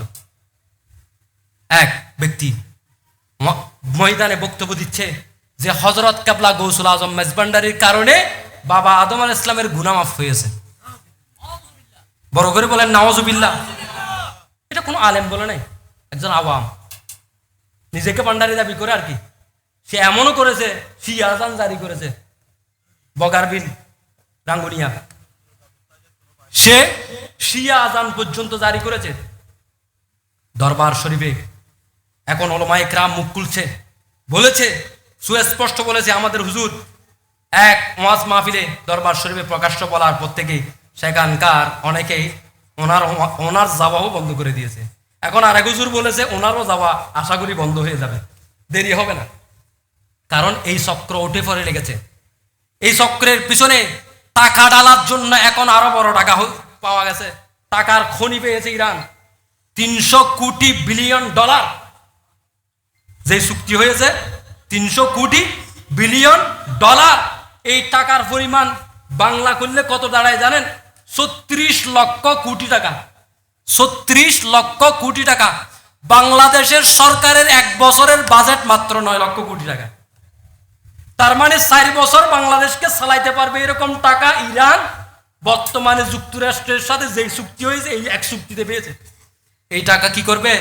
এই টাকা দরবারে দরবারে ঢুকাবে, এই টাকা মোল্লা কিনবে, এই টাকা আওয়াম কিনবে, এই টাকা দিয়ে শিয়া আকিদা ফুসিং করা হবে। এই শিয়া আকিদা ওয়াহাবিদেরকে শিয়া বানাইতে পারবে না, তারা ওয়াহাবি হয়ে গেছে, তারা শিয়া হবে না, তারা ওয়াহাবি দেখে যাবে। শিয়া বানাইতে পারবে কাদেরকে? শিয়া টার্গেট করবে সুন্নিদেরকে, শিয়া ওয়াহাবিদেরকে বানাতে পারবে না, সেজন্য করবেও না। এই যে আজকে স্পষ্ট কথা, গোপন কোনো কথা নেই, যারা খাজা গরিবে নওয়াজ রাদিয়াল্লাহু তাআলা আনহুর দরবারে জিয়ারত করতে যান তারা জানেন সেখানকার পরিস্থিতি কি। খাজা গরিবে নওয়াজের দরবারের আশেপাশে যতগুলো খাদেম খুদ্দামরা রয়েছে অধিকাংশের আকীদা শিয়া হয়ে গেছে। এই মুহূর্তে এই শিয়া, আবার শিয়া দুই প্রকার। এক প্রকার শিয়া হলো প্রকাশ্য শিয়া, যে বলে আমি শিয়া, প্রকাশ্য শিয়ার মতো কার্যক্রম করে, তাজিয়া মিছিল করে, সর মারে, তাফরা মারে, মাতম করে, তাকেও চিনা যায়। তার থেকে বাঁচা সহজ, হুসনে দালানের শিয়া থেকে বাঁচা সহজ, এই যে আন্দুর কিল্লার শিয়া মিছিল থেকে বাঁচা সম্ভব। কিন্তু এখন আরেক প্রকার শিয়া বের হয়েছে, যারা নিজেদেরকে বলে আমরা সুন্নি, শুধু সুন্নি না পুরো বিশ্ব সুন্নি, আমাদের ভিতরে বড় সুন্নি। আমরা নিজেদেরকে সুন্নির বাইরে বলে না, সুন্নি বলে, কিন্তু আমিরে মুয়াবিয়া রাদিয়াল্লাহু তাআলা আনহুকে কাফের বলে। সুন্নি দাবি করে ফারুক আজমকে গালিগালাজ করে, সুন্নি দাবি করে সিদ্দিক আকবরকে গালিগালাজ করে, সুন্নি দাবি করে আম্মাজান আয়েশা সিদ্দিকা রাদিয়াল্লাহু তাআলা আনহার বিপক্ষে বলে। তাদেরকে কেমনে চিনবেন? তাদেরকে চেনা তো কঠিন, কারণ তারা তো মিলাদ কিয়ামও করে, সব কিছু করে, সব সুন্নিদের মতো, কিন্তু ভিতরে আর এক আকীদা। আরো একটা মুসিবত আছে, এটাও কোনো মতে চিনবেন। কেমনে চিনবেন? অন্তত কি কার বিরুদ্ধে বলতেছে? আমিরে মুয়াবিয়া রাদিয়াল্লাহু তাআলা আনহুর বিপক্ষে ডাইরেক্ট কাফের বাগী এরকম করে বলতেছে। তাহলে প্রকাশ্য যখন বলতেছে তারেও চেনা যায়। আরেক প্রকার শিয়া আছে আজকে যাদেরকে নিয়ে আমরা মাথায় নিয়ে নাচছি, আমাদের উলামায়ে কেরাম যারা হক্কানি রব্বানি আলেম দ্বীন প্রকৃতপক্ষে তাদেরকে সম্মান পর্যন্ত করে না। অহংকার, এমন অহংকার করছে মাটিতে পা পড়ছে না, এমন অহংকার করছে তার জন্য বড় আলেম দাঁড়িয়ে গেছে সেই আলেমের দিকে ভ্রুক্ষেপ পর্যন্ত করছে না, এমন অহংকারী। তারা শিয়াবাদ প্রচার করছে অন্যভাবে। তারা কি বলছে? Academic discussion. তারা এটাকে সুন্দর নামকরণ করেছে। এটার খপ্পরে পড়ছে শিক্ষিত মানুষরা, সাধারণ মানুষ না। শিক্ষিত মানুষ, স্কুল কলেজের স্টুডেন্টরা, ইউনিভার্সিটির স্টুডেন্টরা তাদের খপ্পরে পড়তেছে। কিরকম? তারা বলছে আমরা একাডেমিক ডিসকাশন করছি। একাডেমিক ডিসকাশনের জন্য হযরতে আমিরে মুয়াবিয়া রাদিয়াল্লাহু তাআলা আনহুর বিপক্ষে কথা বলা যাবে। কিরকম কথা বলতেছে? কাফের বলতেছে না, বলে যে আমিরে মুয়াবিয়া রাদিয়াল্লাহু তাআলা আনহু কি করতেছে? সাহাবীও মানতেছে। সাহাবী মানার পরে বলতেছে তিনি হকের উপর নেই, তিনি বাগী ছিলেন, বাগাওয়াত করেছেন। এমন ভাবে তার ইতিহাস চর্চার নামে এমন ভাবে আমাদের ভিতরে এই বিষয়গুলো ফুসিন করছে, এমন ভাবে ফুসিন করছে, আমাদের জেহান অটোমেটিক ভাবে হযরতে আমিরে মুয়াবিয়া রাদিয়াল্লাহু তাআলা আনহুর বিপক্ষে অবস্থান নিয়ে ফেলছে। যেমন একজন ব্যক্তি সম্পর্কে আমরা বলি না, মানুষটা খুব ভালো কিন্তু হাত বাটি। কি?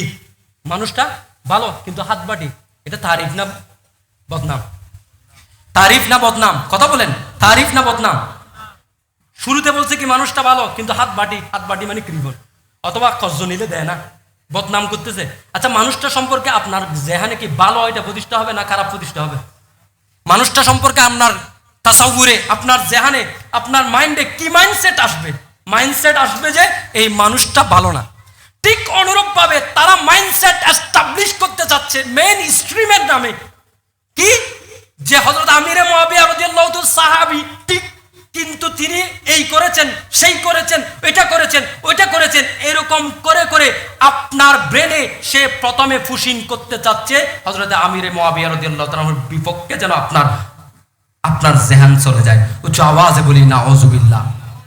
তারপরে আপনাকে চ্যালেঞ্জ ছুড়ে দিচ্ছে একটা শব্দ দিয়ে, যেটা যারা অনলাইন সোশ্যাল মিডিয়াতে আছেন এরা সবসময় দেখবেন, যখন আমরা উলামায়ে কেরাম হযরত আমির মুয়াবিয়া রাদিয়াল্লাহু তাআলা আনহুর প্রসঙ্গে কথা বলছি, কমেন্টে এসে সুন্দর করে একটা কমেন্ট লিখে দিচ্ছে, বলে আল্লাহ তাআলা আপনার হাসর মুয়াবিয়া রাদিয়াল্লাহু তাআলা আনহুর সাথে করুক। কি এখন আপনার মাইন্ডে কি সেট আপ হয়েছে? এর আগে থেকে আপনাকে আগে সেট আপ করে ফেলছে। মুয়াবিয়া রাদিয়াল্লাহু আনহু সাহাবী, কিন্তু এই সমস্যা এখন যখন আপনাকে বলতেছে যে আপনার হাসর কার সাথে হোক, মুয়াবিয়া রাদিয়াল্লাহু তাআলা আনহুর সাথে হোক, তখন আপনার মনে কলবে ধাক্কা দিচ্ছে, হাই ওনার সাথে তো, এখন আপনি চাচ্ছেন না, হালত এটা তৈরি করে ফেলেছে। এই প্রকারের যে শিয়া, এই শিয়াকে সহজে চেনা যায় না, এই প্রকারের শিয়াকে চেনা যায় না। এই প্রকারের শিয়া চিনতে হলে শেরে মিল্লাত রহমতুল্লাহ আলাইহির চোখ লাগবে। এই কারণে শেরে মিল্লাত রহমতুল্লাহ আলাইহি 2009 সালে প্রকাশ্যে মিনহাজুল কোরআনের বিপক্ষে অবস্থান নিয়ে প্রকাশ্যে বলে দিয়েছে, তাহেরুল কাদেরী সুফা শিয়া। তাহেরুল কাদেরীকে এখানে যারা এস্টাবলিশ করতে চায়, সে যত বড় আজহারি হোক, সে যত বড় আলেম হোক, সুস্পষ্ট আমরা ঘোষণা করতে চাই, সুস্পষ্ট আমরা বলতে চাই যে আমাদের মাসলাক, আমাদের মানহাজ, আমরা শেরে মিল্লাতের মানহাজের উপর। কথা বলেন ঠিক কিনা? শেরে মিল্লাত যাকে বাতিল বলেছে, নিঃসন্দেহে আমরা বাজান কাবলা রহমতুল্লাহ আলাইহি বলতেন, বাবা তুমি জামিয়ায় পড়ালেখা করছো, তোমাকে আমি একটা কথা বলছি শুনো, শেরে মিল্লাত রহমতুল্লাহ আলাইহি যাকে বলবে বাতিল, 20 বছর পরে হলেও সে বাতিল প্রমাণিত হবে, নিঃসন্দেহে। কথা বলেন ঠিক কিনা? শেরে মিল্লাত রহমতুল্লাহ আলাইহি মিনহাজুল কোরআনের এই তাহেরুল কাদেরীকে ছিনিয়ে দিয়েছেন। আপনারা এই তাহেরুল কাদেরীর অ্যাম্বাসেডর বাংলাদেশে পা রেখেছে। তাহেরুল কাদেরীর অ্যাম্বাসেডরকে টাকা পয়সা দিয়ে আপনারা মঞ্চানে বসাচ্ছেন, গৌসিয়া কমিটির ব্যানারেও বসাচ্ছেন। এই মঞ্চ আপনাদের শেয়ার করার কোনো অধিকার, বাতিল ফেরকাকে যেমন করা যাবে না, সুফাশিয়াকেও করা যাবে। কথা বলেন, সুফাশিয়াকে মঞ্চ শেয়ার করা যাবে? আমাদের অনেকে না বুঝে, কিংবা বুঝে, কিংবা লোভে, কিংবা ছেলে মানুষ মনে করে, কিংবা দূরদর্শী টার্গেটকে চোখের সামনে না এনে, অথবা ছেলের বন্ধু হিসেবে ছেলে ওনাকে কি করেছেন, একটু প্ররোচনা করেছেন, এইভাবে কোনো না কোনো কারণে এই ফাঁদের মধ্যে পড়ে গেছেন, তারিফও করে দিচ্ছেন। এটা ওনার ইস্তেহাদি হতে পারে। যেই ব্যক্তি হোক, বড় ব্যক্তিরও অনেক সময় ইস্তেহাদি কি হয়, হতা হয়, কারণ ওনার এইটা খেয়াল করার প্রয়োজনীয়তা পড়ে নাই, উনি খেয়াল করে নাই, ওনার আদমে তাওয়াজ্জুহ হতে পারে। আল্লাহ সুবহানাহু ওয়া তাআলা আমাদেরকে হেফাজত করুন, সকলে বলে আমিন। আমাদের এই প্রকাশ্য আমি আপনাদের খাদমতে বলে দিলাম যে ডাইরেক্ট শিয়া চিনা সহজ, তার থেকে বাঁচাও সহজ। ডিরেক্ট ওয়াহাবি চিনা সহজ, তার থেকে বাঁচাও সহজ। ডিরেক্ট জামাতি চিনা সহজ, তার থেকে বাঁচাও সহজ। ডাইরেক্ট সালাফি চিনা সহজ, তার থেকে বাঁচাও সহজ। কিন্তু সুফা শিয়া চিনা কঠিন, বাঁচাও কঠিন, তার দ্বারা ঈমান বরবাদ হয়ে যাবে। এমন ভাবে হবে আপনি বুঝতেও পারবেন না, ও আনতুম লা তাশউরুন, বুঝতেও পারবেন না, ঈমান হারা হয়ে গেছেন। আল্লাহ সুবহানাহু ওয়া তাআলা আমাদেরকে হেফাজত করুক। ওয়া আখিরু দাওয়ানা আলহামদুলিল্লাহি রাব্বিল আলামিন। আমি হুজুরকে আসলে এতক্ষণ পর্যন্ত বসিয়ে রেখে কষ্ট দিয়েছি, এটার জন্য ক্ষমা প্রার্থনা করছি। হুজুর অনুমতি দিয়েছেন বলে এই কথাগুলো বলেছি। আল্লাহ তাআলা আমাদের সবাইকে আজকের মাহফিল থেকে কিছু শ্রবণ করে আমাদের ঈমানকে তাজা করার, ঈমানের উপর ইস্তেকামত থাকার তৌফিক দান করুক। সকল বলে আমিন। ওয়া আখিরু দাওয়ানা আলহামদুলিল্লাহি রাব্বিল আলামিন। আসসালামু আলাইকুম ওয়া রাহমাতুল্লাহি ওয়া বারাকাতুহু।